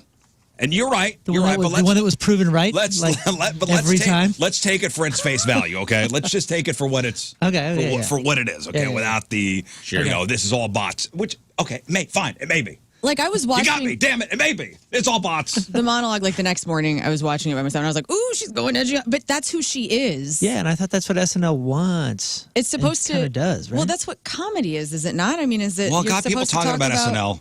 Issues. I don't believe that Nikki Glazer is molesting her nephew. I think she has a great relationship with her family, and like this is how her family is, 100%. And she brings that to the public. I mean, think about how she talks about her boyfriend who used to work here. Like that stuff is so intimate. Maybe she's raising awareness about these kind of serious issues in her own provocative way. I don't know. Yeah, you know who's enraged, who's actually there, not just the bots, is the people on the list. You know what I'm saying? Oh no.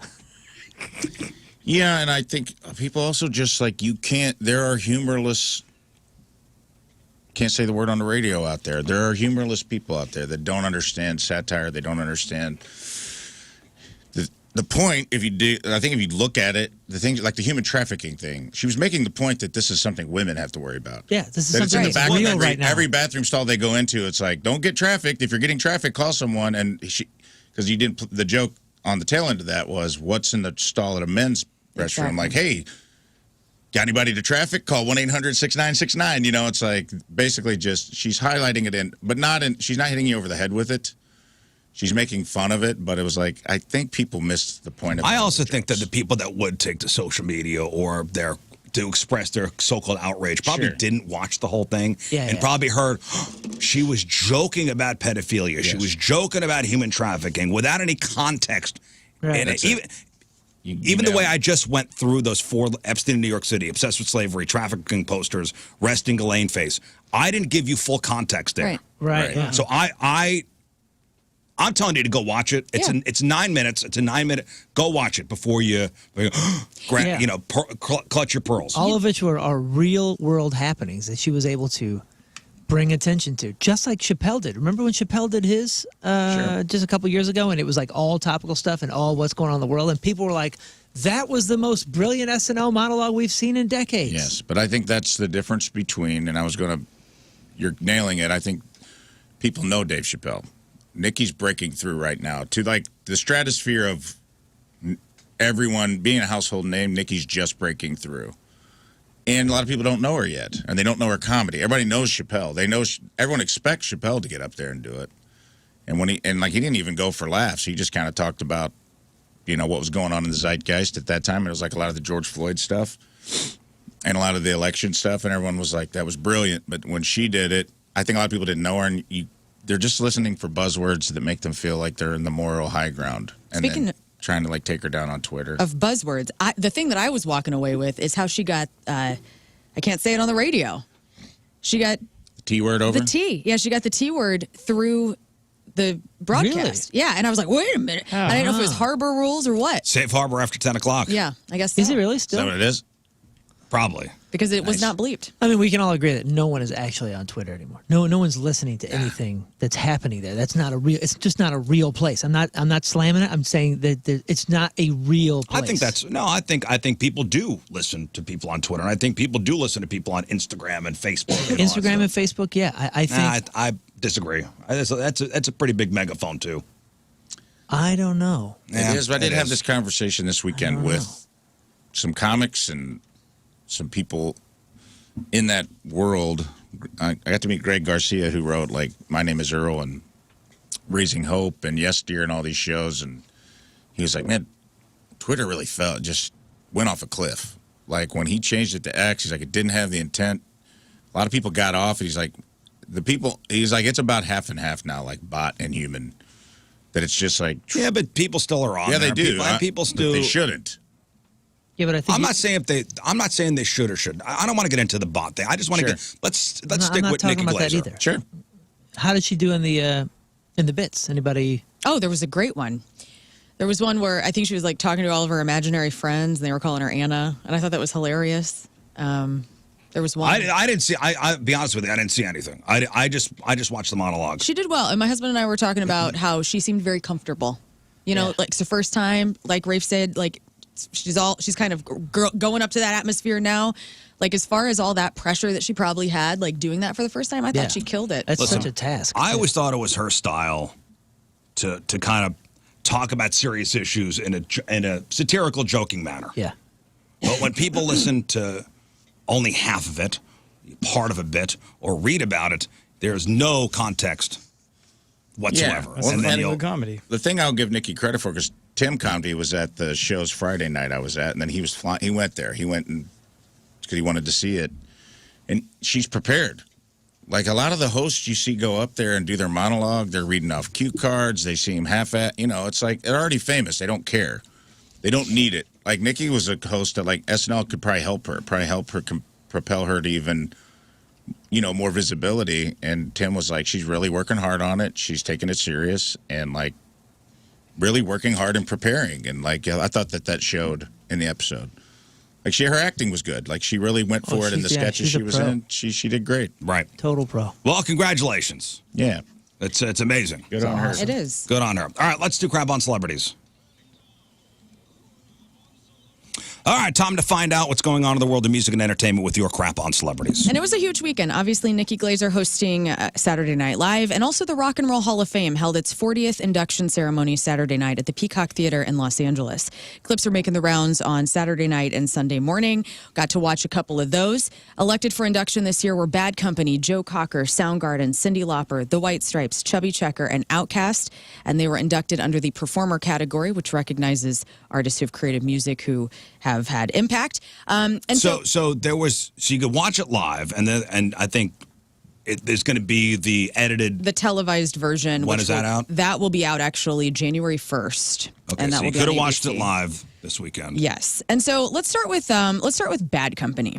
So we found out last week that Paul Rogers, because of how many strokes he had, he was not going to be able to fly into Los Angeles to perform. And so here's Simon Kirk talking about Paul Rogers not being able to be there. Okay. He called me last week and said, hey, man, I'm so sorry.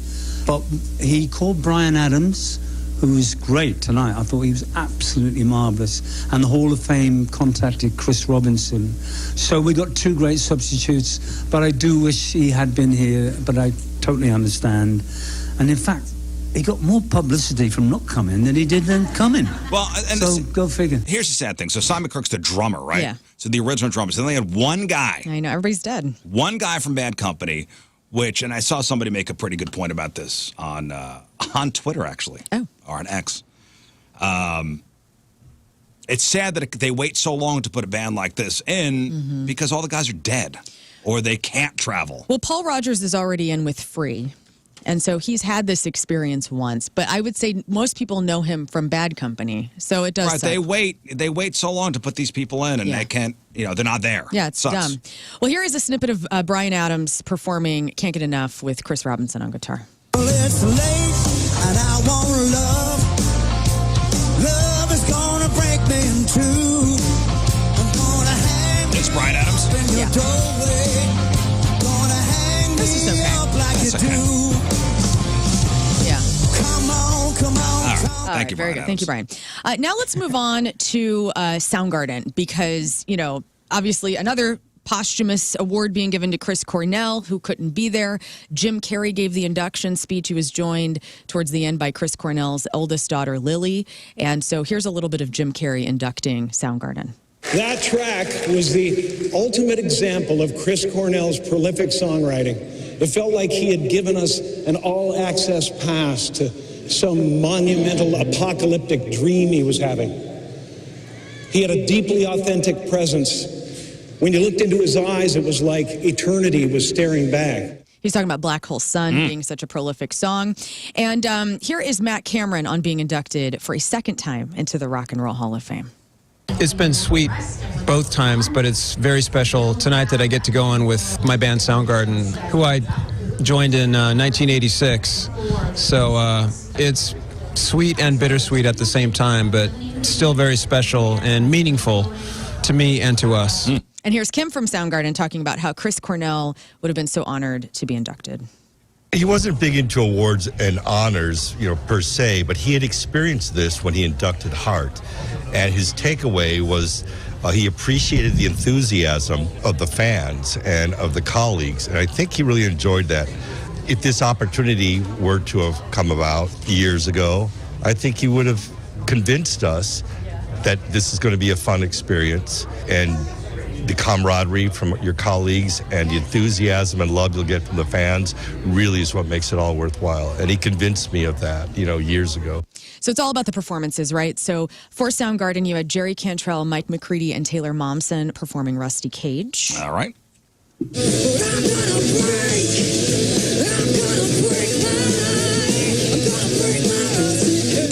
Cool. And then also they came out and performed Black Hole Sun with Brandi Carlile, who did this before with the Chris Cornell tribute, as you may remember.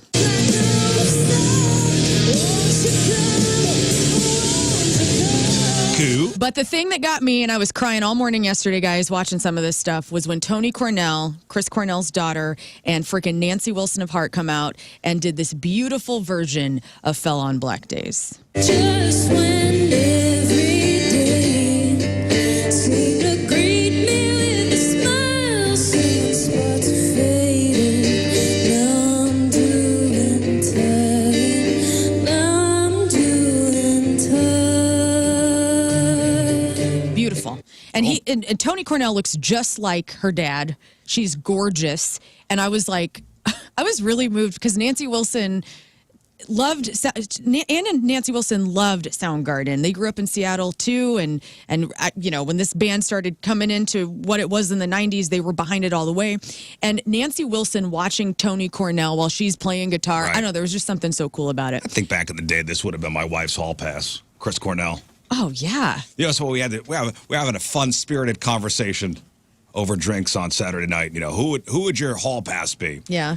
So I asked my wife, who would your hall pass be? And what she said? She said Chris Hemsworth. Good choice. Okay? And I go, that is the complete opposite of me.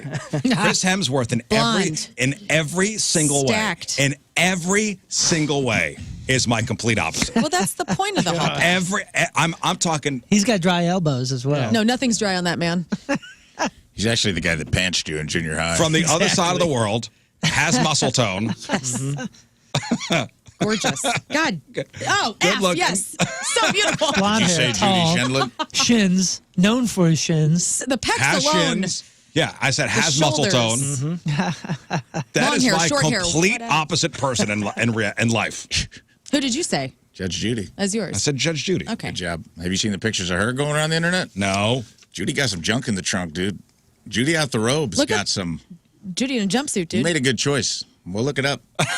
Oh, I will. Okay. Judy's got On it my wrong. own time. Let's not. We're talking Rock and Roll Hall Okay. of Fame. All right. So the White Stripes also were inducted. Iggy Pop got up there and inducted them, which was super cute.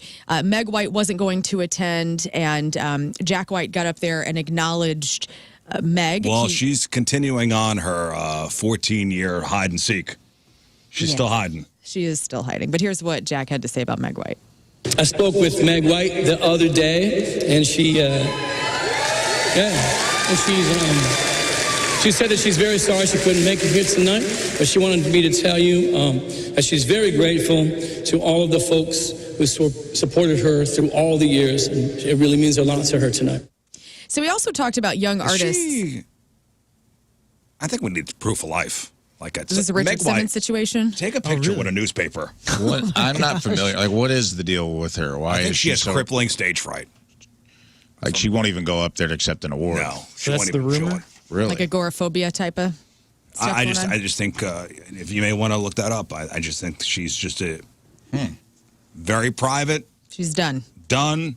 Will not play. Will not be seen in public. Mm-hmm. There was a really great part of Jack White's speech, though, where he talks about young artists and he says, get your hands dirty, drop the screens, get into your garage, your little room, and get obsessed.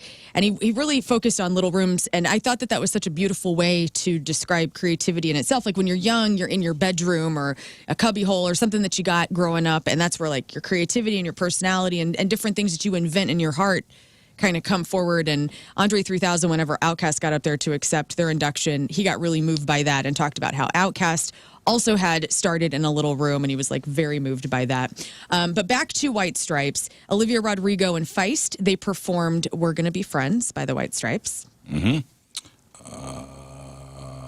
Don't have that. Yes, you do. We're Gonna Be Friends. I don't have that. Okay, we'll move on to. I don't have that. We'll do 21 Pilots doing. I have that. 7 Nation Army. Here we Yes, go. Okay.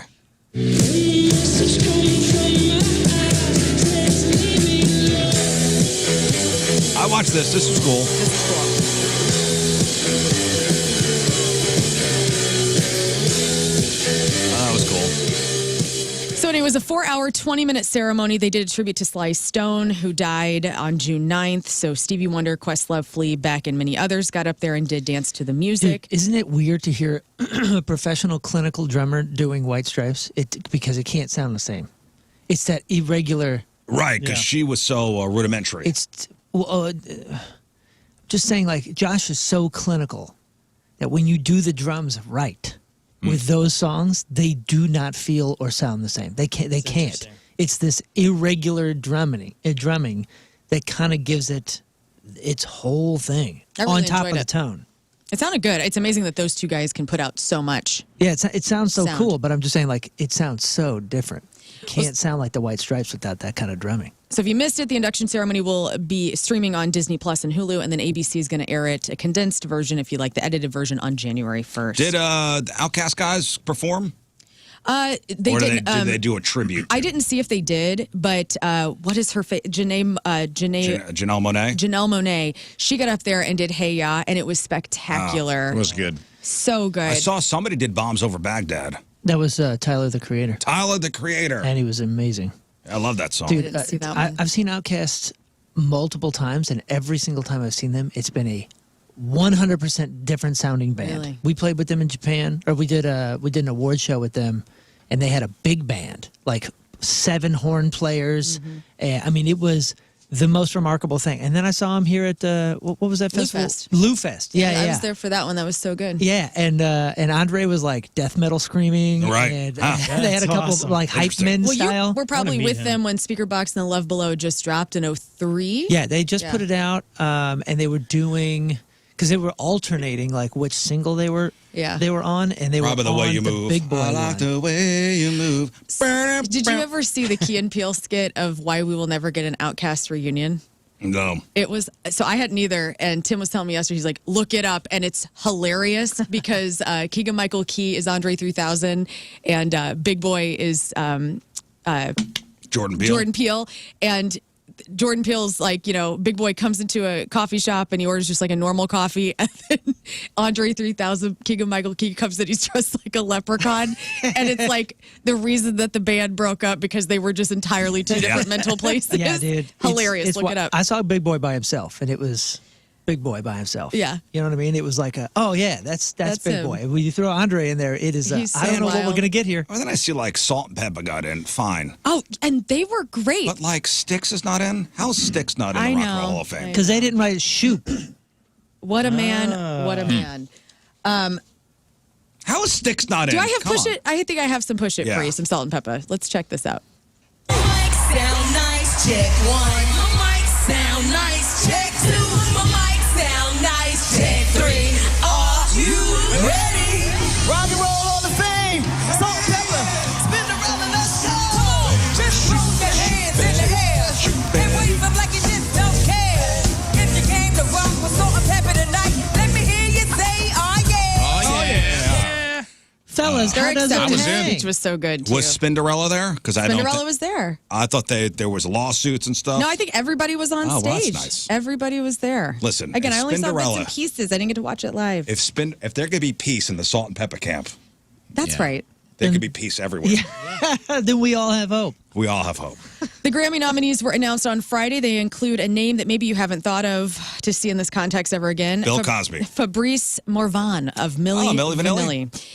Yeah, and he didn't put out any music. He wrote a book and he narrated it. So he's nominated in the category for Best Audiobook, Narration and Storytelling. He had a ghostwriter. Yeah, probably. Kendrick Lamar leads all nominees with 9, followed by Lady Gaga with 7, Sabrina Carpenter and Bad Bunny with 6 each. Also, as far as rock goes, Turnstile, Youngblood, 9 Inch Nails were among the leading rock noms for the 68th annual Grammy Awards. Turnstile, well-deserved, has 5 nominations with Never Enough. Youngblood has 3 nominations, and then Trent Reznor with Atticus Ross, they're up for Best Rock Song and Best Song with Visual Media. Linkin Park and Sleep Token have also got 2 nominations. And none of that stuff will be televised. So I know. I wish it would, especially if Turnstile. I would love for them to perform at the Grammys just to see what that would be like because their shows are so energetic. But anyway, that's good for rock. In other news, Kim Kardashian is not a real life lawyer yet. Her show sucks, and she also failed the bar exam. Not good. Failed.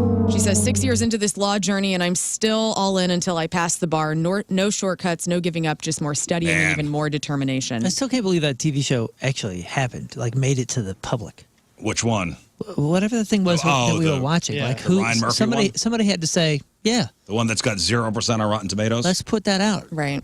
I mean, somebody had to watch it, right? And then say, let's do this. I want to see how bad it is. I want to see if it's the same as the American Horror Story seasons I hated. Because some of them are just so boring and you're going, what is this trash? So she failed her bar exam? She did. So she has previously failed the California bar exam 3 times. She did pass the baby bar in 2021. Yikes. And so she's been at this since 2018, multitasking across all of her ventures to get her legal studies, but she has not passed, which, I don't know, there's something about this that's very humbling to me. This is a woman who has worked. You can't buy your way. You can't buy your way onto the into bar? this. Yeah, like good. But I also like that she has determination to continue. Sure. You know what I mean? Listen, Kim, we're all...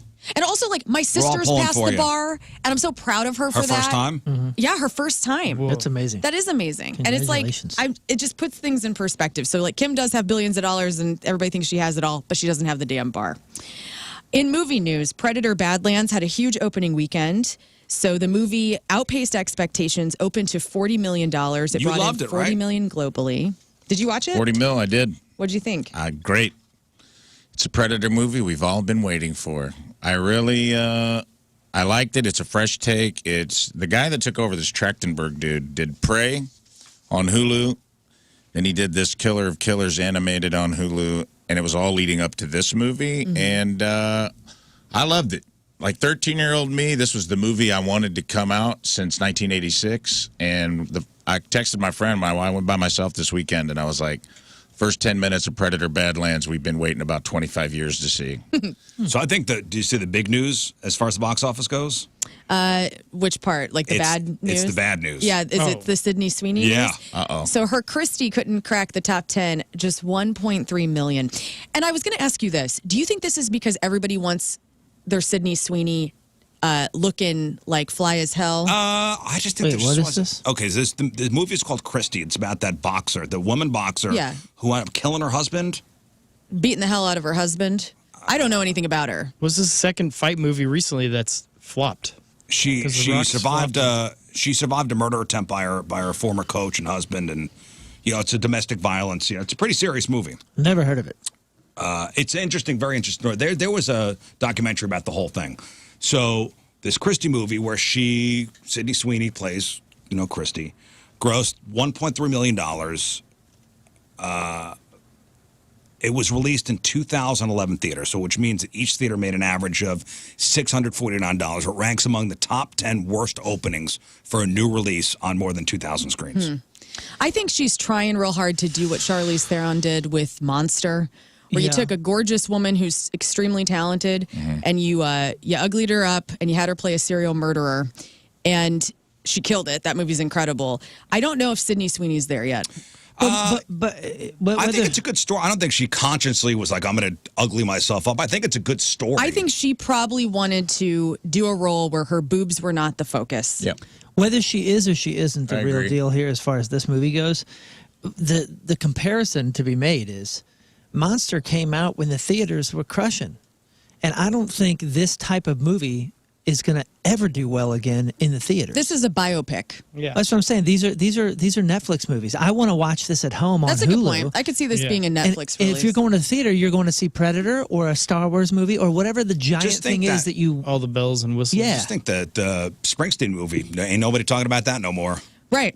And it was fine, but that could have been a Netflix movie. And that's exactly what I mean. I don't think these are ever going to do well So, in like, theaters. Because I think The Rock was a good example, because that was the one that you just heard, like, Oscar, blah, blah, blah. It's going to do this, and then that was last open up, week. and I think 4 people saw it. Yeah, I don't want to see it in that the Rock theater. movie. Yeah, that Rock MMA movie. Yeah. Caca. The only thing I want to see at the theater is something that is so big. Yeah, like a Dune. Exactly. Yeah. I watched that Friendship movie on Friday afternoon. For the first time? For the first time. What'd you So think it's of that? Paul Rudd and Tim Robinson.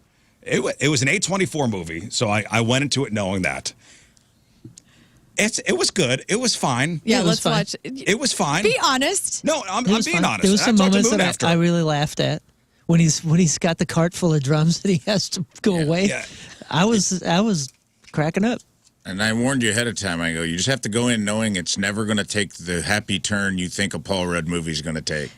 So the synopsis It is, keeps getting so dark. Tim Robinson moves next to, Paul Rudd moves next to Tim Robinson. Yeah. And they spark up, like Paul Rudd is this cool guy, Tim Robinson is the dork. They go in the sewer together. They spark up this kind of friendship, and Paul Rudd doesn't want to be his friend anymore because stuff happens, and Tim Robinson's a weirdo. It's a cringe. Yeah. It's like Cable Guy. That does not have a happy ending. I love when he loses his wife underground. And it's because he's trying to have a friendship with his wife that he had with Paul Rudd, and he loses his wife down there. Well, and what a and mess. Moon and I started talking about this. So is Tim Robinson comedy? Like you have The Chair Company, you've got... I Think You Should Leave. I Think You Should Leave. Is that the new hipster comedy? Yeah, it's like Portlandia. Yeah, it's the new, He is the new hipster brand. Sure. New hipsters. Like, there's a lot of people out there that, like, get it because they think they have to get it. I think a lot of people He love breaks it. the rules of usually, like, fish out of water comedy is like you have a weird character in a normal world. A lot of his sketches, he starts out as the weird character, and then by the end of the sketch, and everyone else comes over to their side. It's like It's Nathan Fielder, too. Throw him in the same category. 100%. And the category is called Neo-Sincere Absurdism. Wow. That's a lot. We got a term for everything these days, don't we? That is what that comedy is. Neo-Sincere I can see that. Absurdism. Okay. Yeah. Okay. Yeah. Okay. I I accept. see that. I am excited for you and your son to see Predator Badlands, though. I do want to. And that's a big screen We will see movie? that, yes. It is. I want to say that they got right in the Predator verse what the Mandalorian got right in the Star Wars verse. Like, they told a compelling story. It wasn't what I expected. It was cool, and if you like John Wick, it is action from start to finish. It is that kind of movie. So. Is it Elizabeth Olsen? No. Or Dakota Fanning? Dakota Her Fanning. sister. Yeah. Elle Fanning. Elle Fanning. Yeah. She's really good in it. And it is also merges the Alien and Predator universe in a good way. Not in the throw out all the Alien versus Predators. I'm gonna give it A-. You might give it a B++. So that's a C again. That's a A. If you're in the A's, that's a I will see again. I would go see it again. Okay. And finally, you guys, people are calling this #1 song on Billboard's country digital song sales chart the new Chris Stapleton. And I think all of us on this show, in some degree, are Chris Stapleton fans. So the artist is called Breaking Rust, and here's a song called Walk the Walk. You can kick rocks if you don't like how I talk. I'm gonna keep on talking and walk my walk. Ain't changing my tone, ain't changing my song. I was born this way, been loud too long. You can hate my style, you can roll your eyes, but I ain't slowing down. I was born to rise, so kick them rocks if you don't like how I talk. I'm gonna keep on talking and walk my walk. Okay. And that's completely AI. You know how dangerous it is to roll your eyes? I can tell you.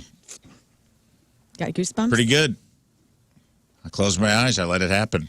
Oh, you let it wash I over let the you? overlords take me. I'm in the You're in the Matrix. You're in the Matrix. Get You him out of are there. in the Matrix, and it's I'm learning crazy kung fu to this song. because it's #1. Oh, it is? Yes, it is #1 on the Billboard's country digital song sales chart. So all those humans that are behind it are not #1. And AI has taken the lead for #1 with Breaking Rust. Again, it's called Walk the Walk. And the guy behind it, some guy who I guess does this all the time. He's got AI music projects out the wazoo. Yeah. Congratulations to him, I guess. Congratulations. But yeah, that's your crap. Hey, speaking of movies, do you guys see Frankenstein? That was in No, I theaters wanna for a couple see it. days. And Yeah, I then wanna see it's Oscar Isaac. Yeah, and, that's on it's on Netflix. it's a limited release, I think, so it's eligible for awards. Oh yeah. That's why they did it. Yeah. Yeah. Oh, I see. This gear. Yeah, they put it in theaters, so it's eligible for awards. Yeah, it was cool. It had a lot of cool aspects. I feel like it was a little bit long. Maybe it just felt that So way. it's told through the perspective of the monster, right? Part of it. Okay. Yeah, it's like 2 acts and kind of 3 acts with the ending. But it has some really cool aspects to it. I thought were Yeah, that's on the were list. pretty neat. That's on the list of watchers. I would say a B. Okay, B. Solid B. Okay. All right. Celebrity celebrating a birthday today, Mackenzie Foy from Twilight, Black Beauty, and The Nutcracker in 4 Realms is 25. Kiernan Shipka, that's Sabrina from The Chilling Adventures of Sabrina. And also on Mad Men is 26. Zoe Deutsch from Zombieland 2, Vampire Academy, Back to the Future. This is her mom is Leah Thompson from the Back to the Future movies. She is 31. Taron Egerton is 36. Haven't seen him in a minute. What happened to him? Remember he did that Robin Hood thing? And I thought he was Elton John. Oh, yeah, Rocket Man, yeah. Didn't see that either. He was 36. Josh Peck is 39. That's Josh from Drake and Josh. Lou Ferrigno Jr. is 41. Miranda Lambert is 42. Diplo is 47. Eve is 47. Walton Goggins. The Gogs is 54. Warren G is 55. Ellen Pompeo is 56. Tracy Morgan, 57.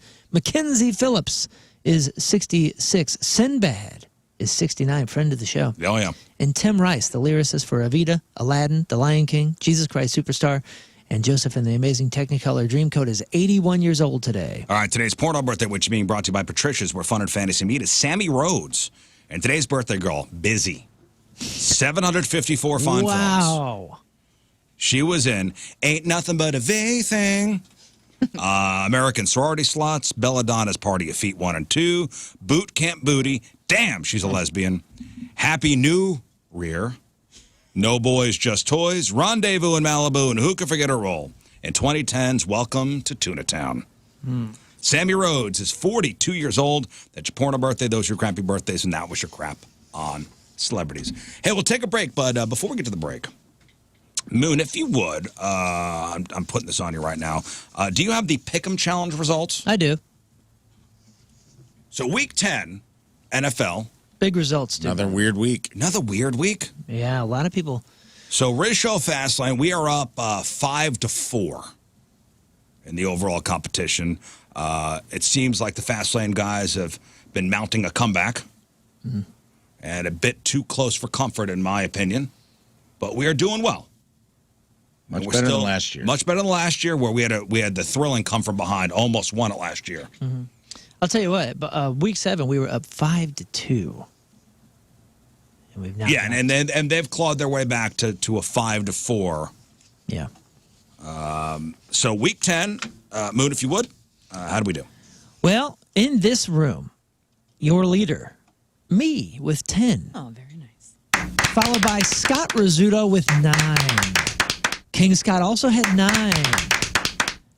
Followed by Learn with 8 and Rafe with 8.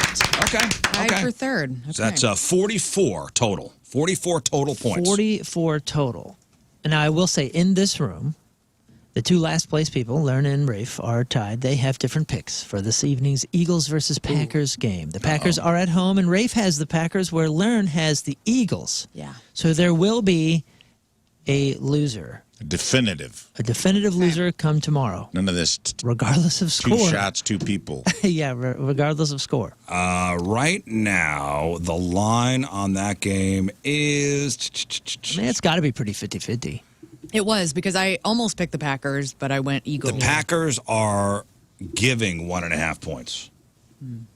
So it's Packers minus 1.5. So that's at home, the Packers right? are at home. Yeah. I decided to not pick the home team. The Packers are the favorite by 1.5. All right. Really? Doggone. They weren't early in the week. So, I listen, Moon's got the Packers tonight. Yeah, I've so got the Eagles. Me and Rafe are the only ones in the entire group that have the Packers. Yeah, the rest of the fast lane, by the way, they all have the Eagles. All Eagles. So we got 44 points when it comes to the fast lane. Well, Anthony Stalter led their team with 9. Looking good so That's far. Right, followed by BK at 8. This is looking really good because Kerry Davis has 8.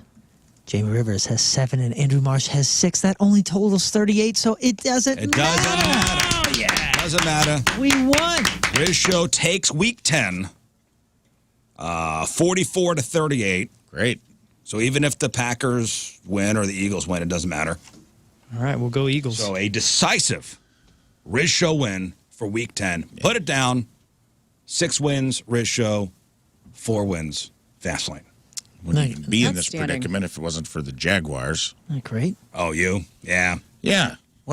Talking about a team just blowing it left and right. My God. There's a lot of weird games. 26. Yeah, I mean, the Bills lost. 26-0 fourth quarter. They were up by 26 points in the fourth quarter and scored 0 points and lost that game. And then, watched, what's his name, Biffett. Just had a chance to win at the end on a field goal. And who's the guy? Who's the Cro-Mag man that's their quarterback? Trevor Lawrence. Trevor Lawrence. No, he looks like somebody, the Easter Island statue. Yeah. He's a good-looking guy. Holy smokes, he does. He's just completely so good. tries to throw it, gets sacked, throws it in right 1 foot away. I've never seen a 1 foot interception before. He threw it 1 foot, and the guy just caught it and ran it back for a touch. I go, what is this guy doing, man? He's the king of shooting himself in the foot. Well, so you got the Packers. You got the, I got the Eagles. Learn, and you got the Packers. I have the Packers. Well, what really I go Smallman. What really is great is my ass is safe. Yes. So That's true. that's my main concern. I don't care which one of you. Hey, let me tell you. Which one of you gets shot? Overall, by the way, the overall score, we are smoking the fast lane. We have the top 3 players. Great. Oh, as far as points? Yeah. Smoking them. Well, we're doing good, guys. So good. Hey, congratulations to us. That's amazing. We should be proud. All right, we'll take a break. We'll come back with your 6 dumb fun facts. Wife walks out of anniversary dinner over husband's selfish gift, and the internet has thoughts. So what's this man-keeping thing, and why are women ditching dating? And forget about what you love. The new dating trend is all about what you hate.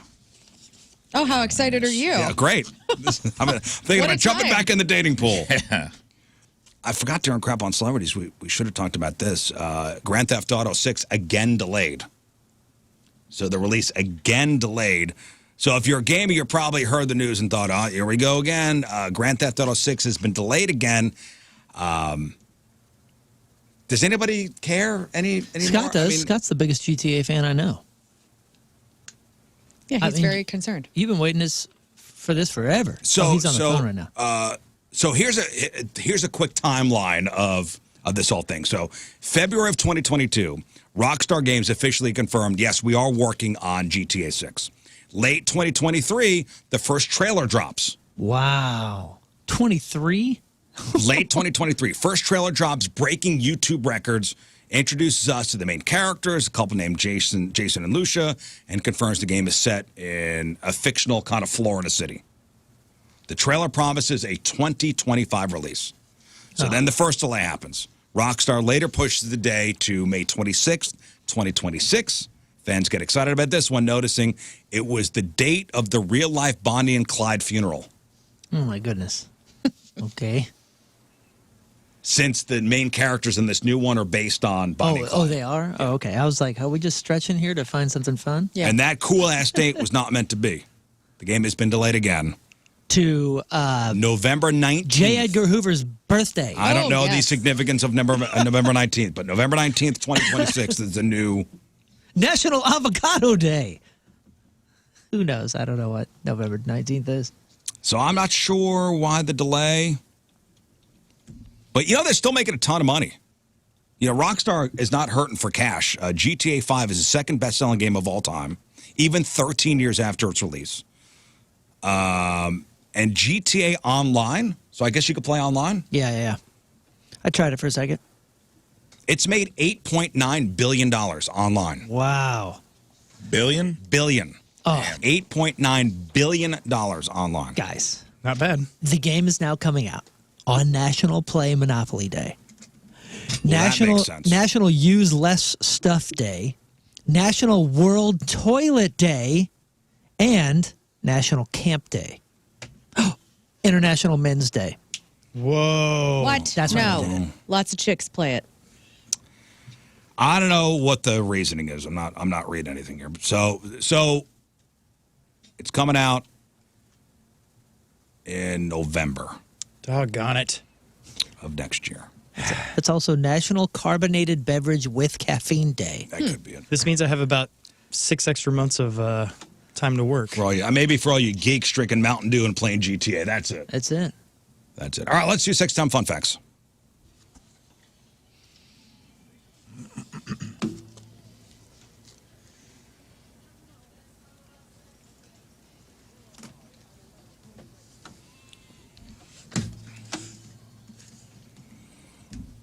Sponsored by Patricia's, where fun and fantasy meet. Somebody says, guys, Rockstar's just waiting for the next gen consoles. Oh, I'm sorry, I got to say that. Excuse me, guys. Rockstar's just waiting for the next gen consoles. Have those been announced? Yeah, we talked about it last We did? last I week. don't remember. I'm a PC guy. I forget about this stuff now. All right, so anniversaries are supposed to be all about celebrating your partner, right? We're coming up on our 20-year anniversary. Congratulations. Wow, dude. 20 years. You going to give her a dustbuster? Well, and I kind of feel for this guy in the story here because I'm not the best of gift givers. Yes, I've gotten my wife water picks and vacuum cleaners and car wash coupons. Fine. My heart's in the right place. So for one woman who shared her story on Reddit, her second anniversary turned into a masterclass in what not to do. And I wonder which way the internet. Like, I wonder which way the internet went, her side or his side. So here's the scene. 31-year-old wife went all out for their special day. Again, second anniversary. She spent weeks saving up to buy her husband a fancy smartwatch, the one he'd been waiting for. She even cooked his favorite meal, set a romantic mood with candles. It was thoughtful, it was personal, and clearly came from the heart. His gift to her, a $100 gift card to his favorite video game store. And to make matters worse, he laughed and tried to justify it by saying, quote, "We could both use it since you watch me play all the time." Oh, my goodness. Oh, I like this.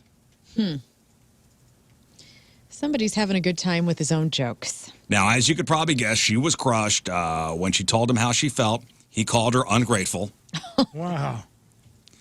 And that was pretty much the last straw. She walked out and spent the night at her sister's place, but not before grabbing the gift card on her way out. Okay. When she posted her story, the internet erupted in support of her, of course. Yeah. People were quick to point out that the gift was incredibly selfish, with one person summing it up this way: "That's not a gift. That's him buying himself something and trying to pass it off as for you." Yeah. That's Homer Simpson buying the ball. Exactly. That's Homer Simpson buying the bowling ball for Marge. Yeah, this is the kind of gift, though, where you give that to her first, and then you're like, just kidding, and you have the fancy one behind you. Yes, Scott. Very good. But there was no second one behind Yeah, that's the mess up. There was no fancy second gift behind the first one. Yeah, this sucks. People see it as a major red flag. A major red flag for the marriage. Like that, Highlighting the massive difference between effort and thoughtfulness. maybe he thought, now that we're married, the effort just goes away. We had the Super Bowl, and We did it. now it's all Now it's, yeah, downhill from here. it's all cruise. I put our relationship on cruise control. The comments were filled with suggestions, from donating the car to a children's hospital to buying a bunch of plushies from the store just to annoy him. So what do you think about this situation, Moon? I mean, as a fellow garbage gift giver. Garbage gift giver. Yeah. I mean, you got to do better. You got to do better than that. Even I know this is crap.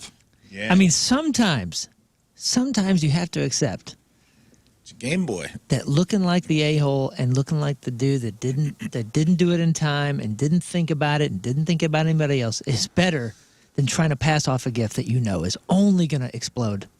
Even worse, it's going to make you look worse. Well, when you double down on the "we could both use it since you watch me play all the time." That's what I mean. Like, now you look like a frantic idiot instead of just... Yeah. Like, she's not a gamer, right? Like, it doesn't No. sound like it. Like, if she was a gamer too, big old nerd, that's cool. Like, yeah, let's go pick out our favorite. You pick out the next game we're going to play. That would be cute. But it sounds like she is not a gamer, and this is annoying This to her. guy's Yeah. an a-hole. Even I could see that. Rafe? Yeah. This guy sucks. Should she Should give him a sex toy and be like, since you Go watch after me yourself. play all the time. Yeah, that's a good point. I got this for you since you don't know what you're doing, and you got to watch. Then I have to finish myself off all the time. Oh. It's pretty much the same. All right. Okay. I thought it was a go after yourself kind of. Oh, Well, that too. That too. It has a double meaning. It's the gift that keeps I went on even giving. darker. Yeah, you did. You did.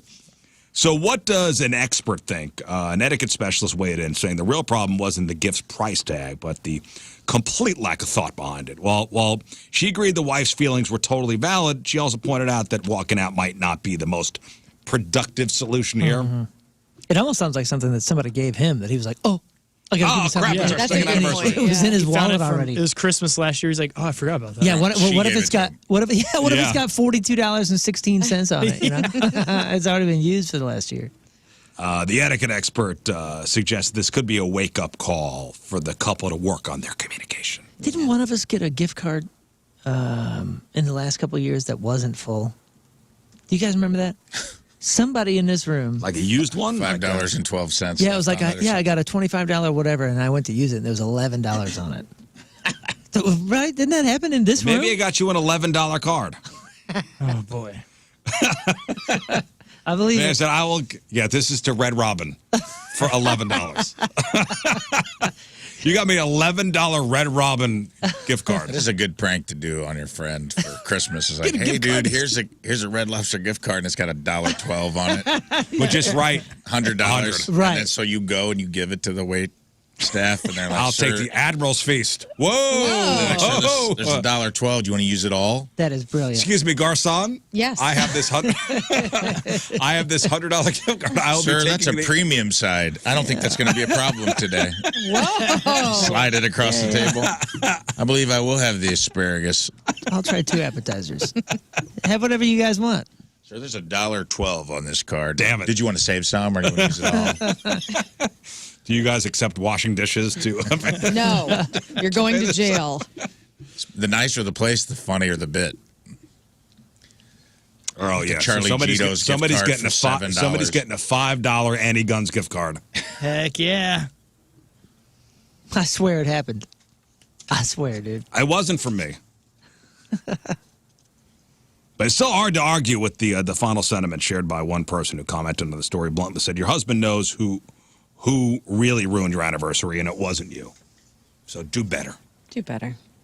Do better." Hey, we had a story a couple weeks ago about St. Louis being the best city to be single. Yeah. And there was another publication that said the same thing. Mm-hmm. Are these publications out of St. Louis? Yeah, the St. Louis Post-Dispatch. The Arnold Times was one of them. No, it was St. Louis, single and ready to mingle. The whole thing is we're cheap. That's it. That really is the thing in every article. Is like, it's a cheap. If you're playing the field, you can get a lot of dates in for a low cost. That's pretty much it. And that was going to be my point here. Like, they just focus in on the cheap aspect of living here and doing things here. Yeah. Like cheap rent. You kiss a lot of frogs here. That's really what it is. The big reason St. Louis topped this list, it's the incredible balance between a lively social scene and an affordable cost of living.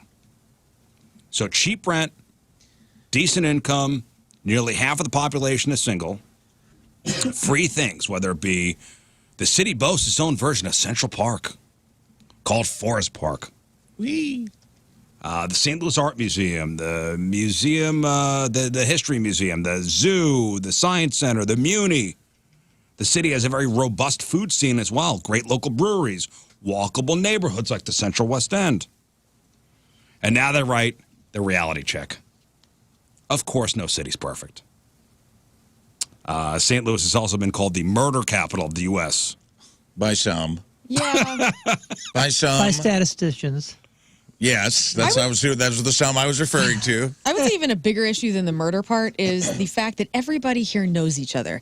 Like, if you're somebody that's an import, like you have lived somewhere else and you come to St. Louis, it is probably a fantastic dating. Yeah, advantage scene. you. Yeah. For sure. But if you grew up here, you feel like you've dated everybody already, or you at least know somebody true story. that's connected. So we went out with a couple couples on Saturday night, and some of the couples didn't know the others until they met up. And they're like, oh, my God, we used to work together. And then so the two wives worked together. Interesting. And the husbands knew each other. There you go. That's hilarious. Totally unrelated. And didn't know you can't get away with crap here. No, you can't. This is a no-nonsense town. Well, none of these articles, none, ever talk about the quality of people. Right. That is completely...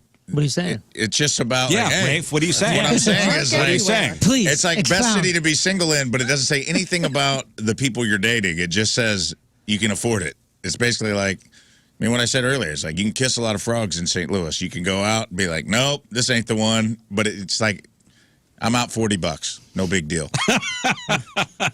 In LA, you got to find out. Oh, yeah, you got it's to going drive nowhere. somewhere. It's a couple $100. Right. It's a 1 hour commute. And there are also certain expectations in LA. Sure. New York, same thing. Text I you gotta take the checking train. Oh, you live uptown? That's crazy. Like, I mean, even if it works out, I'm not taking the train up there. Texters checking on. Being single here sucks. Lots of everybody people are says. saying that. I'm sure it does. But maybe like Learn is saying that for the imports, for people that are looking for a dating scene that they can come in and just fish in a barrel. Oh, I mean, if you're operating on volume. But yeah. Dude, Yeah, can it you says imagine? more than half the population is single. Fish in a Is there a barrel. reason for You're that? from a coast. Fish You in a move, barrel. so you already got good money because you're making double out in the coast. You come to St. Louis, you're already winning. You're living like a financially. king. You're living like a king. Hey, this Yeah. place this rules. It's river catfish, but it's still fish in a barrel. Oh my God! Did you guys see that massive catfish gotta go that guy hogging. got this weekend Where? out of the Mississippi?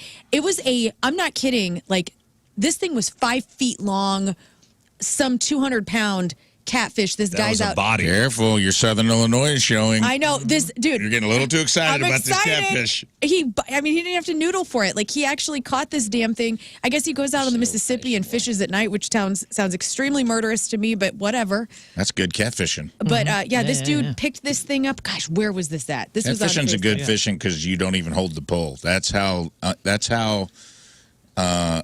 uninteractive catfishing is. You just put the pole in the ground and start drinking beer at night Yeah. and wait. Was he boating or banking? He was boating. He had like a little John boat. This thing was bigger than the damn boat, you guys. I'm not even I kidding. did not see this. My neighbor used to jug. He used to, you put basketballs or Yeah, coffee trout line. cans, yeah, What? and then you just go out. You sit in your canoe or whatever. You throw these things out, and when one goes under, Yeah, you you wait know you until got the something. fish tires out, it pops back up. You pull the basketball back up, and he had a 80-pound catfish on that and a 40. It's kind of like I'm dating talking in about St. a Louis. 200-pound Yeah, that's- Mississippi catfish. Your This 8 thing was push lights wild. in. All good. That's a wrestler. Yeah.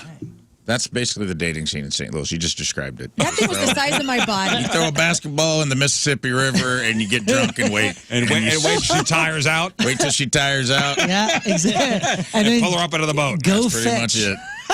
That's what it's like at Napoli too. Yeah.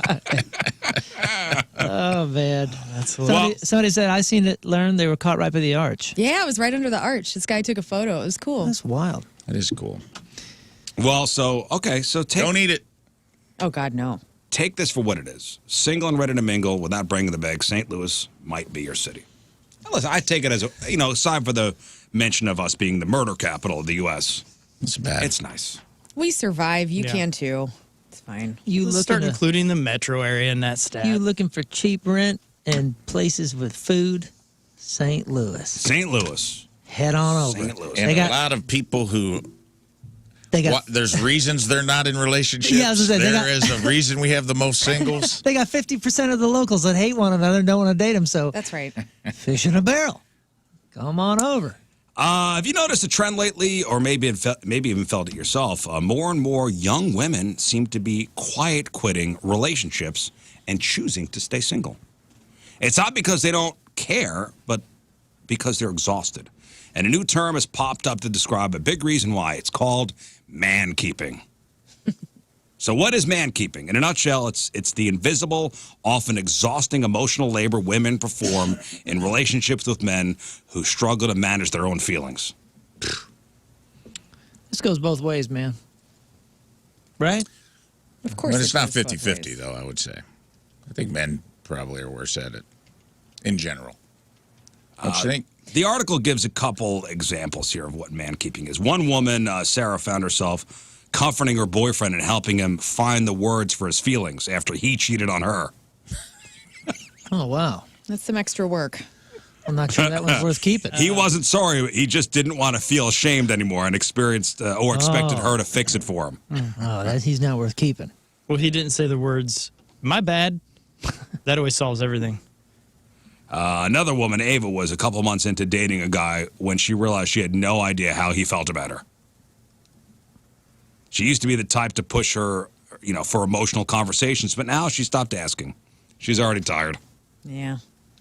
I do have a lot more friends, not just female friends, but male friends as well, that are single and they're just like done. They're just done Well, I with guess effort. the point here is that a lot of women feel like they're becoming unpaid therapists for their partners and just burning out. You know what, though? I don't know. If a man's like dealing with his emotions, I mean, we want a man to be emotionally intelligent. And then when they are emotionally intelligent or their version of it, it's like it's not good enough. And I don't think that's very fair. And I'll say that. You got a guy who's like telling you anything and like sharing himself in that way, you're lucky. Because there's a whole crop of men out there that don't want anything to do with their emotions and they suppress everything and I they got like a to just ton of push it mental all issues. down. It did take a long time. I like to get it all. No, you don't. Get it all down there. It did take a long time for it to be socially acceptable for men to ask for help. Yeah, absolutely. In a general way. And when that became socially acceptable, there's still a huge delay in when it becomes personally acceptable to most men. Yeah, because you got a lot of men on the other side who refuse to do that. So you get pressure from the ladies, but you also get this pressure from like dudes that are never going to get in touch with their when emotions. my wife comes home and she wants to unload her feelings on me, don't go, oh, God. Oh, God, you get 5 minutes. Oh, God. You guys are so communicable. It's so fun. That's not you at all. Yeah, we're perfect. But for those you guys out there that aren't. Yeah. Rizz, you and Amelia are the same. Like, I've witnessed enough interaction, I feel, to be like, there are no other people for either one of you on this planet. True story. My wife gets home from dealing with a lot of family stuff last week. Her uncle passed away, and she was dealing with a lot of stuff. So she gets home, and she goes, let's take the dogs for a walk. I go, no. No. Say, do it yourself. Don't rope me into your chores. Why? Okay, fine, let's go. And so we're walking, and she's, how was it? And then she goes, I was out there, and our parents are getting older, and I realized, and I went, oh, God. She goes, what? I go, here's the lesson. Oh, no. Here's the life lesson I need to listen to on the way.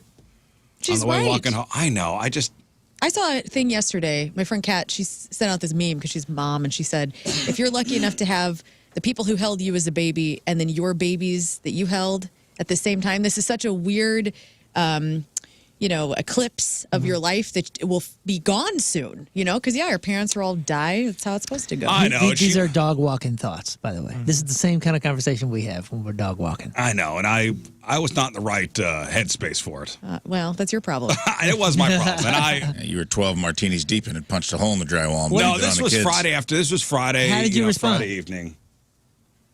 No, because then she was like, fine, and I went, no, I'll fine. What are you feeling? She goes, I don't want to talk about it anymore. Oh, God. Yeah. You did good. You really Ruined the nailed it. moment. Got out of it anyway. Look at you. I got out of it. Oh, God. I somehow got out of it. Yeah. I will say, what's funny is those kind of thoughts, the heavy thoughts or the we got to take care of this, the taking care of thoughts, they tend to hit me late into the evening. And Mallory's done this thing where she's like, hey, man, it's past 8:30. I can't do this. Yeah. I can't. In my mind, she's like, I don't want to go to bed thinking about what we have to do. Good for her. She's like, you gotta get these thoughts out before 8 o'clock, or we're not going to talk about them. Yeah. And I was like, yeah, that's a great point. And then like the night after, I was like, hey, you know what I've been thinking about? She's like, you remember? I was like, oh yeah, you're right. So I'm trying to get those thoughts out in the 7 o'clock hour instead of the 9 o'clock hour. I apologize. Thinking about it now, what a dick. Her uncle passed away, dude. Our uncle passed away. Her parents. Our parents. Their she's dad's dealing with brother. the mortality of our parents. My mom's got some back issues. My in-laws are falling apart. Right. It just wants to just talk, and I'm like, It's prepared for it. She wants to feel less alone. She's at the airport for 5,000 hours. You know what? And honestly, her flights were fine. Somebody's asking how her flights back were. No delays. Good. Actually, everything was on time. All you were worried about is how it was going to affect you. Because you thought the next thing she was going to say is like, we really need to make an effort to go see them more. That's what you were truly fearing in your heart, is that it was going to cause you to have to travel. No, I know what time. it was. It was the effort. It was going to be, we need to put in more effort to take care of ourselves. Mm-hmm. So when we get into our... No more sandwiches. Right. No more bread. No more bread. I don't want to hear it. No more chicken Are you parms. off bread still? No, I'm back on bread. Okay. I didn't want to hear it. Let's be honest. At that time... You're actively eating a corn dog while she was talking. I may have been eating a baguette. I had the dog in one hand and a French baguette in the other This hand. was a Friday night. And what time was You're this? halfway through a corn dog, and she starts 5 in with o'clock, this. 6 o'clock. It was nice. It was a nice Friday. I just didn't want to talk about how unhealthy I am. Well, you do need to start talking about it. Okay? We all do. We need to take better care of ourselves. I know. I know, Margot. But it was a here we go. That kind of thing. I knew it was coming. You probably said here you go, too. You probably didn't even know you said it. Out loud, I'm sure. Here we go. Tim and I have that on Sunday mornings because I get up super early just because my body's like, hello, like it wakes up at 6. And then like Sunday mornings, I'm up in our little breakfast nook and I'm ready to have deep conversations. I'm sure he's thrilled about getting up on a Sunday morning talking about deep feelings. Tim's having a heart. He's putting his Chiefs underwear on. Like, gosh, damn it, not again. Yeah, we get into, he'll be reading the newspaper and I'm like, hey, you ever think about this? Leave the man alone, for God's sakes. He works very hard. He does work so hard. Not till after my call. Let him read the paper. I just want to talk. Mine are short. That's the benefit of severe ADHD. She'll be like, what would you do if I died?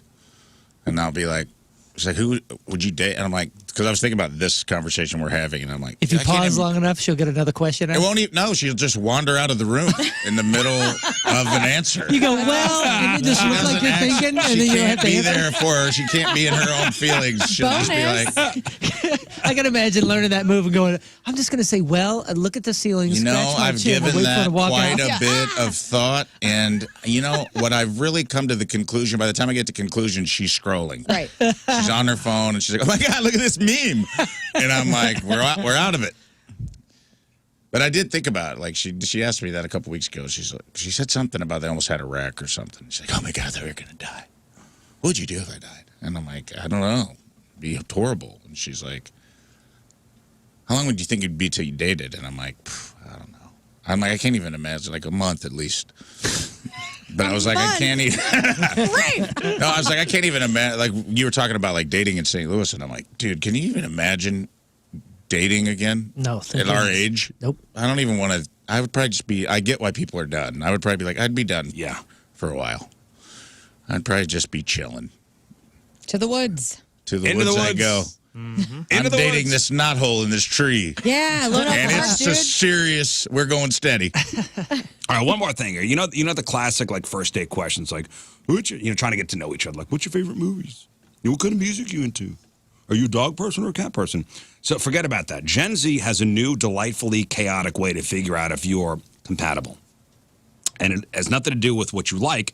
It's all about what you don't like. It's what you hate. It's called grim keeping. And it's exactly what it sounds like, finding a connection by bonding on the things you absolutely both can't stand. Yeah, hate bonding. Hate bonding. Grim keeping.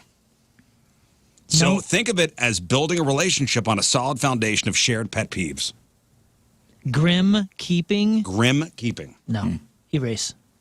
I can't. It's already, No, it's already down erase. on the paper. We don't need that term. Hate bonding is fine.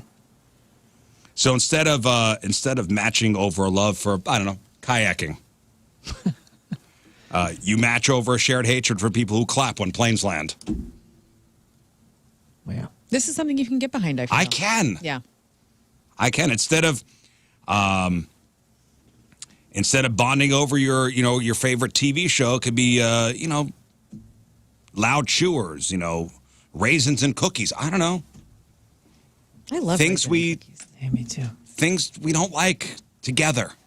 Yeah. I would say this is of the times because we're all complaining nonstop and outraged about something. So this is the new trend. Yeah, that was our lunch table basically at high school. There's 4 or 5 of us just sitting there, hate bonding. It was like King of the Hill. Like just 4 guys just sitting there complaining about what was happening around us. It was wonderful. Well, the point here is shared misery can feel just as intimate as shared joy. Misery loves company. But the shared misery is just as joyful as the shared joy. Because you're not alone. Truly, I still remember the lunch table. It was everybody going around in a circle complaining about something, and then everybody laughing at the person who was dealing with the biggest misery. It really was fun. So in fact, if you look at some of the dating apps and some of the profiles, real life daters, they've bonded with partners over everything from making fun of celebrities who had too much Botox, turn-offs, just the negative side of things. Mm-hmm. Can imagine the lunch table at Clarkstown South. Somebody sits down and says, "Oh man, I sat in gum," and then you say, "Well, yeah, I got pantsed in gym class and my dingling I was in out." junior high. Oh, sorry. Hate bonding, misery bonding. That's wishing you were dead bonding. Yeah, it's called crypt keeping. Everyone would have laughed at it though. Yeah, I don't think so. All right, so let's take a break. We'll come back, and we've got some misconnections. Yeah. Correct? Misconnections? Yeah, I got on the old Craigslist St. Louis and found a few misconnections from the last couple of weeks. Hey, but before we get to the break, I do want to announce something. So we got Rizz Show Live coming up on December the 12th. Rizz Show Game Night. A whole new uncensored cluster F of the show. So Friday night, December 12th, over the pageant. Join us for a night of fun. We're going to play all these games on stage. You have a chance to come up with us, maybe score some cash. We're going to play other radio shows and things. It's going to be fun. So tickets are on sale now. You're going to be 21 and older. But we're doing something new. So we're teaming up with our friends over at The Arch, The Courtney Show, for something I think is going to be awesome. So we're officially launching the search for our opening acts. Yes. So maybe you could open up Rizz Show Live. So we're looking for the most random, most ridiculous, most awesome talents that St. Louis has to offer. Can you dance? Can you tell jokes? Can you sing? Do you have a talent? So it's like a talent show. And not like a talent show. It is a talent show. It is. Do you have some weird, hilarious, or just plain amazing skill that you need to have everybody see? Can you do it on stage? So here's what you do. You go to 1057thepoint.com. All the instructions will be on there, how to submit, maybe a video or a description of what you could do. If we pick you, you'll get to come out on stage with myself and Courtney to perform your talent live at the pageant, December 12th. We'll also hook you up with 4 tickets for the show for you and your friends and family, whoever you want to bring. And we're going to hand you a $250 Amazon gift card just for performing. I can't wait for this. So get your phone out. Record that thing you do. Submit your act on 1057thepoint.com for your chance to perform live at Rizz Show Game Night. And the whole crazy idea is brought to you by our friends over at Michelob Ultra Superior Light Beer. So a couple quick rules. Got to be 21 and older. The deadline to get your submission is Sunday, November 30th. So myself and Courtney will be picking at least 6 acts to join us on stage. So don't wait. St. Louis, show us what you got. Can you open Rizz Show Live? All right. This is Rafe Does Relationships. I looked up some misconnections, and sometimes, Rizz, when you're gone and Moon is at the helm, we've been doing I've let Moon I'll give him the city, and he just picks music according to that. And I have to music roll to go with it. along with the city? What feels right. And then we kind of musify these misconnections. We're going to give it a whirl again today. All right, I'm excited to hear what he's got. Let's see what we got. See if on it the playlist fits. here. Well, this one's from Washington, Missouri, Friday, October 17th. Oh, okay. Good get. You know what? Nailed it, because the title sounds like a Rivertown. It does. It sounds like Rivertown music. Girl walking a dog in a short dress. Come on, Rudolph. Like this is very Springsteen. Very Springsteen. Girl walking dog in a short dress. You were walking your dog near the riverfront. I was on a motorcycle and I turned her around. I should have stopped to say hello, but I'm shy. You were beautiful and had a lovely smile. I think you'd be good at making babies. Whoa. No, I think this sounds very yacht rock, like Riverside. Yeah, maybe it is a yacht rock song. Riverside chill. Like This is Garth Elgar needing his jacket. Girl. Maybe this is. Walking dog in a short dress, Washington, Missouri. Yeah, that's the vibe I get. Yeah, you were walking your dog near the riverfront. It was groovy. I was on a motorcycle and turned around. I should have stopped to say hello. You are beautiful and have a lovely smile and look like you would be good at making babies. That person said that? Yeah, that's it. In the ad? No, yeah. You look like you'd be good at making babies? Hey, well, that's a compliment. A lot of play in Washington. That's a Maybe compliment. she had very wide set hips, good which hips. from what I understand. I don't know. Here's what I'm thinking. This an man is attribute. standing like on the riverbank, staring off at the mighty Missouri Ah, yeah. On his motorcycle. Maybe leaning on his Leaning on it. motorcycle. Yeah. Smoking White a shirt. cigarette. Yeah. And this is what he's thinking. You look like you'd be good at making babies. So if you were walking in Washington, Missouri, And walking your dog near the riverfront, you saw a sexy motorcycle man with a pack of smokes rolled up. And you're looking to make some babies. Hit him up. All right. He's on here. All right, next one is Illinois metro area. Illinois metro. While we're on the subject of bikes. It's more like this. It's a cycling event. Cycling event. We spoke at a cycling event recently. I was with a few of my friends just standing around a picnic table. You were the handsome guy that walked up to chat with us. Oh, yeah. Oh, yeah. I was the fit 50-something pretending not to notice your gaze. Yeah, I was the fit 50-something just pretending not to notice your gaze. I saw you looking, big boy. So that's it. Cycling event, Illinois Metro. Okay. And I got to know, I know one person in this room who is a big cyclist. My mother. Jill. She wasn't at this event. Jill, were you at this cycling event? Was she on the prowl? What day was this? This was, let's see, when was it Saturday? this? Jill, were you cycling? Would you like to stand on my pegs? 10:21. Yeah. He was a fit 50-something, pretending not to notice your gaze. My name is Jill, and I'm married, but go ahead and look. I like the banana seat. No, maybe. All right, next one. Let's see. This one is Sunset Kirkwood. Sunset Kirkwood. Sunset Kirkwood. Okay, Let's see what we got here. Try this one. This feels Okay, Sunset feels very Kirkwood, Sunset Hills. Misconnections, Craigslist, musical edition. Ooh. Yeah, stocky retired guy. We're in blue Air Force cap. You were a stocky retired guy. We're in a blue Air Force cap. Hello, hello, hello. We were both part of a group. Tour in the Bush Brewery last Friday. We had a brief conversation. You seem nice. I'm a femme guy here. Oh. That's a good. Well, I got the music right. That's good. That's what I'm talking about. Femme guy. That's fine. I didn't know it was going there. Free reality TV music, right? You were stereotyping what Yeah, you he were. was singing. Hello. Hello, hello, hello, hello. We were both part of a group touring the Bush Brewery last Friday. We had a brief conversation. You seem nice. Femme guy here. This is a hit. Stocky retired guy wearing a blue Air Force cap. I'm a femme guy here. I'm a femme guy here. You're stocky. Retired. You're a guy.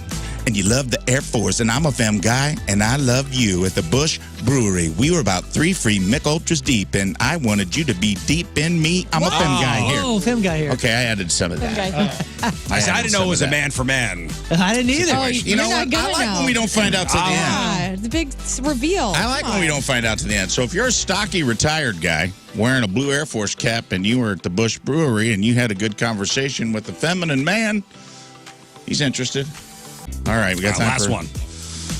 Oh, what do I want my where am I last heading? one to be? Let's see. Oh, gosh, they're all so good. Let's do... no, let's not do that one. Let's do fluorescent. Fluorescent. Okay. Hit me up with some fluorescent music. Give me some fluorescent music, because this one's a sweet one. Ooh. Like a stand-up bass, like a just a jazz, groovy. like a jazz club. Snapping. I feel like we're gonna do some slam poetry. Yeah. Yeah, baby. This one goes out to the Howder Shell Animal Clinic. That's the title, Howder Shell Animal Clinic Fluorescent. You, pow, picking up your dog. I was checking, bing bang, you out. You are a very attractive woman. Auga, auga, would love to take you to dinner. Nom, nom, nom, nom, nom, nom, nom. Hang out with this cat. Hang out with this cat. Meow. The employee commented to me in regard to something that was crazy.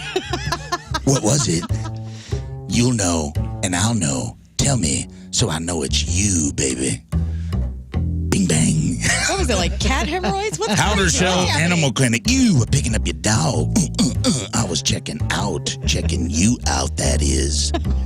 You are a very attractive woman built like a brick poop house. shaped like a 3-liter bottle of Vest Cola. Would love to take you to dinner. Oh. The employee commented me in regard to something crazy. What was it? Tell me so I know it's you. Howder Shell Animal Clinic. Fluorescent. Lady, this guy's India, and he's cultured. He probably had on a beret, I'm assuming. Why do you assume that? Because it's stand-up bass. Yeah, the stand-up bass. I assume this guy was wearing a beret and like really dark circular sunglasses. Yeah. Probably a pencil-thin mustache. Cool as hell. Cool as hell. Probably one of them cool scarves that I can't tie right. Right. Yeah. So anyway, that's this Misconnections musical edition. And if you're in there, let me know if any of these, if you guys hook up, I'd love to hear about it. Yeah, we'd love to share a success story. I'd end things with a song. How about something new from Moon's band Goldfinger? Yeah, dude. So, Moon, what do we got here?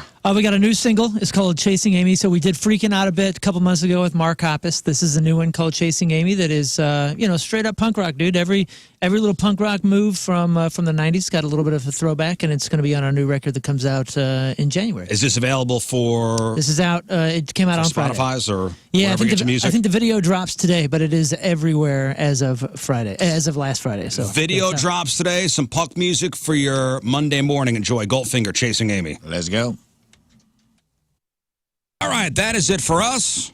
Appreciate you all tuning in. If you missed anything, you got the clip of the day brought to you by Michael's Flooring. Also, the podcast brought to you by Dobbs Tire and Auto Centers, and the podcast is titled Preston Woods, King of the Cover Story. All right, don't forget to get your Rizz Show Live tickets December 12th over at the pageant. Tickets are on sale now, going quick. And then we just announced the talent show.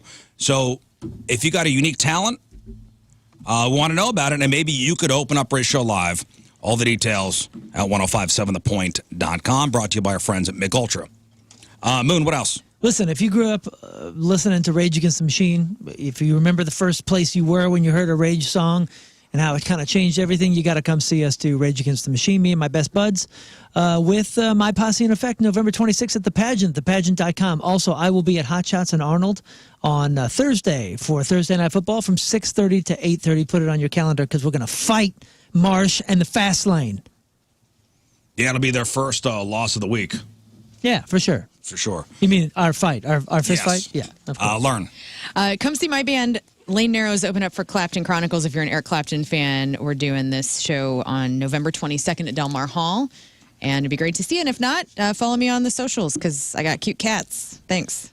Rafe. Cats are cute. Flyover Comedy Fest is this weekend. We'll be having all kinds of comics on later in the week from it, but you can still get your wristbands at flyovercomedyfest.com. There's just a few left, and that's an all-inclusive wristband to get you into 150 shows over 4 days over the weekend. So go check it out. Scott? If you want information on the biggest house parties in St. Louis, make sure to follow King Scott Rules. I got all the details there. Yeah, you sure do. You got your finger on the pulse of all the house Whole parties. schedule, addresses, times, everything. Hey, K-Fed on the program tomorrow. Kevin Federline, that's right.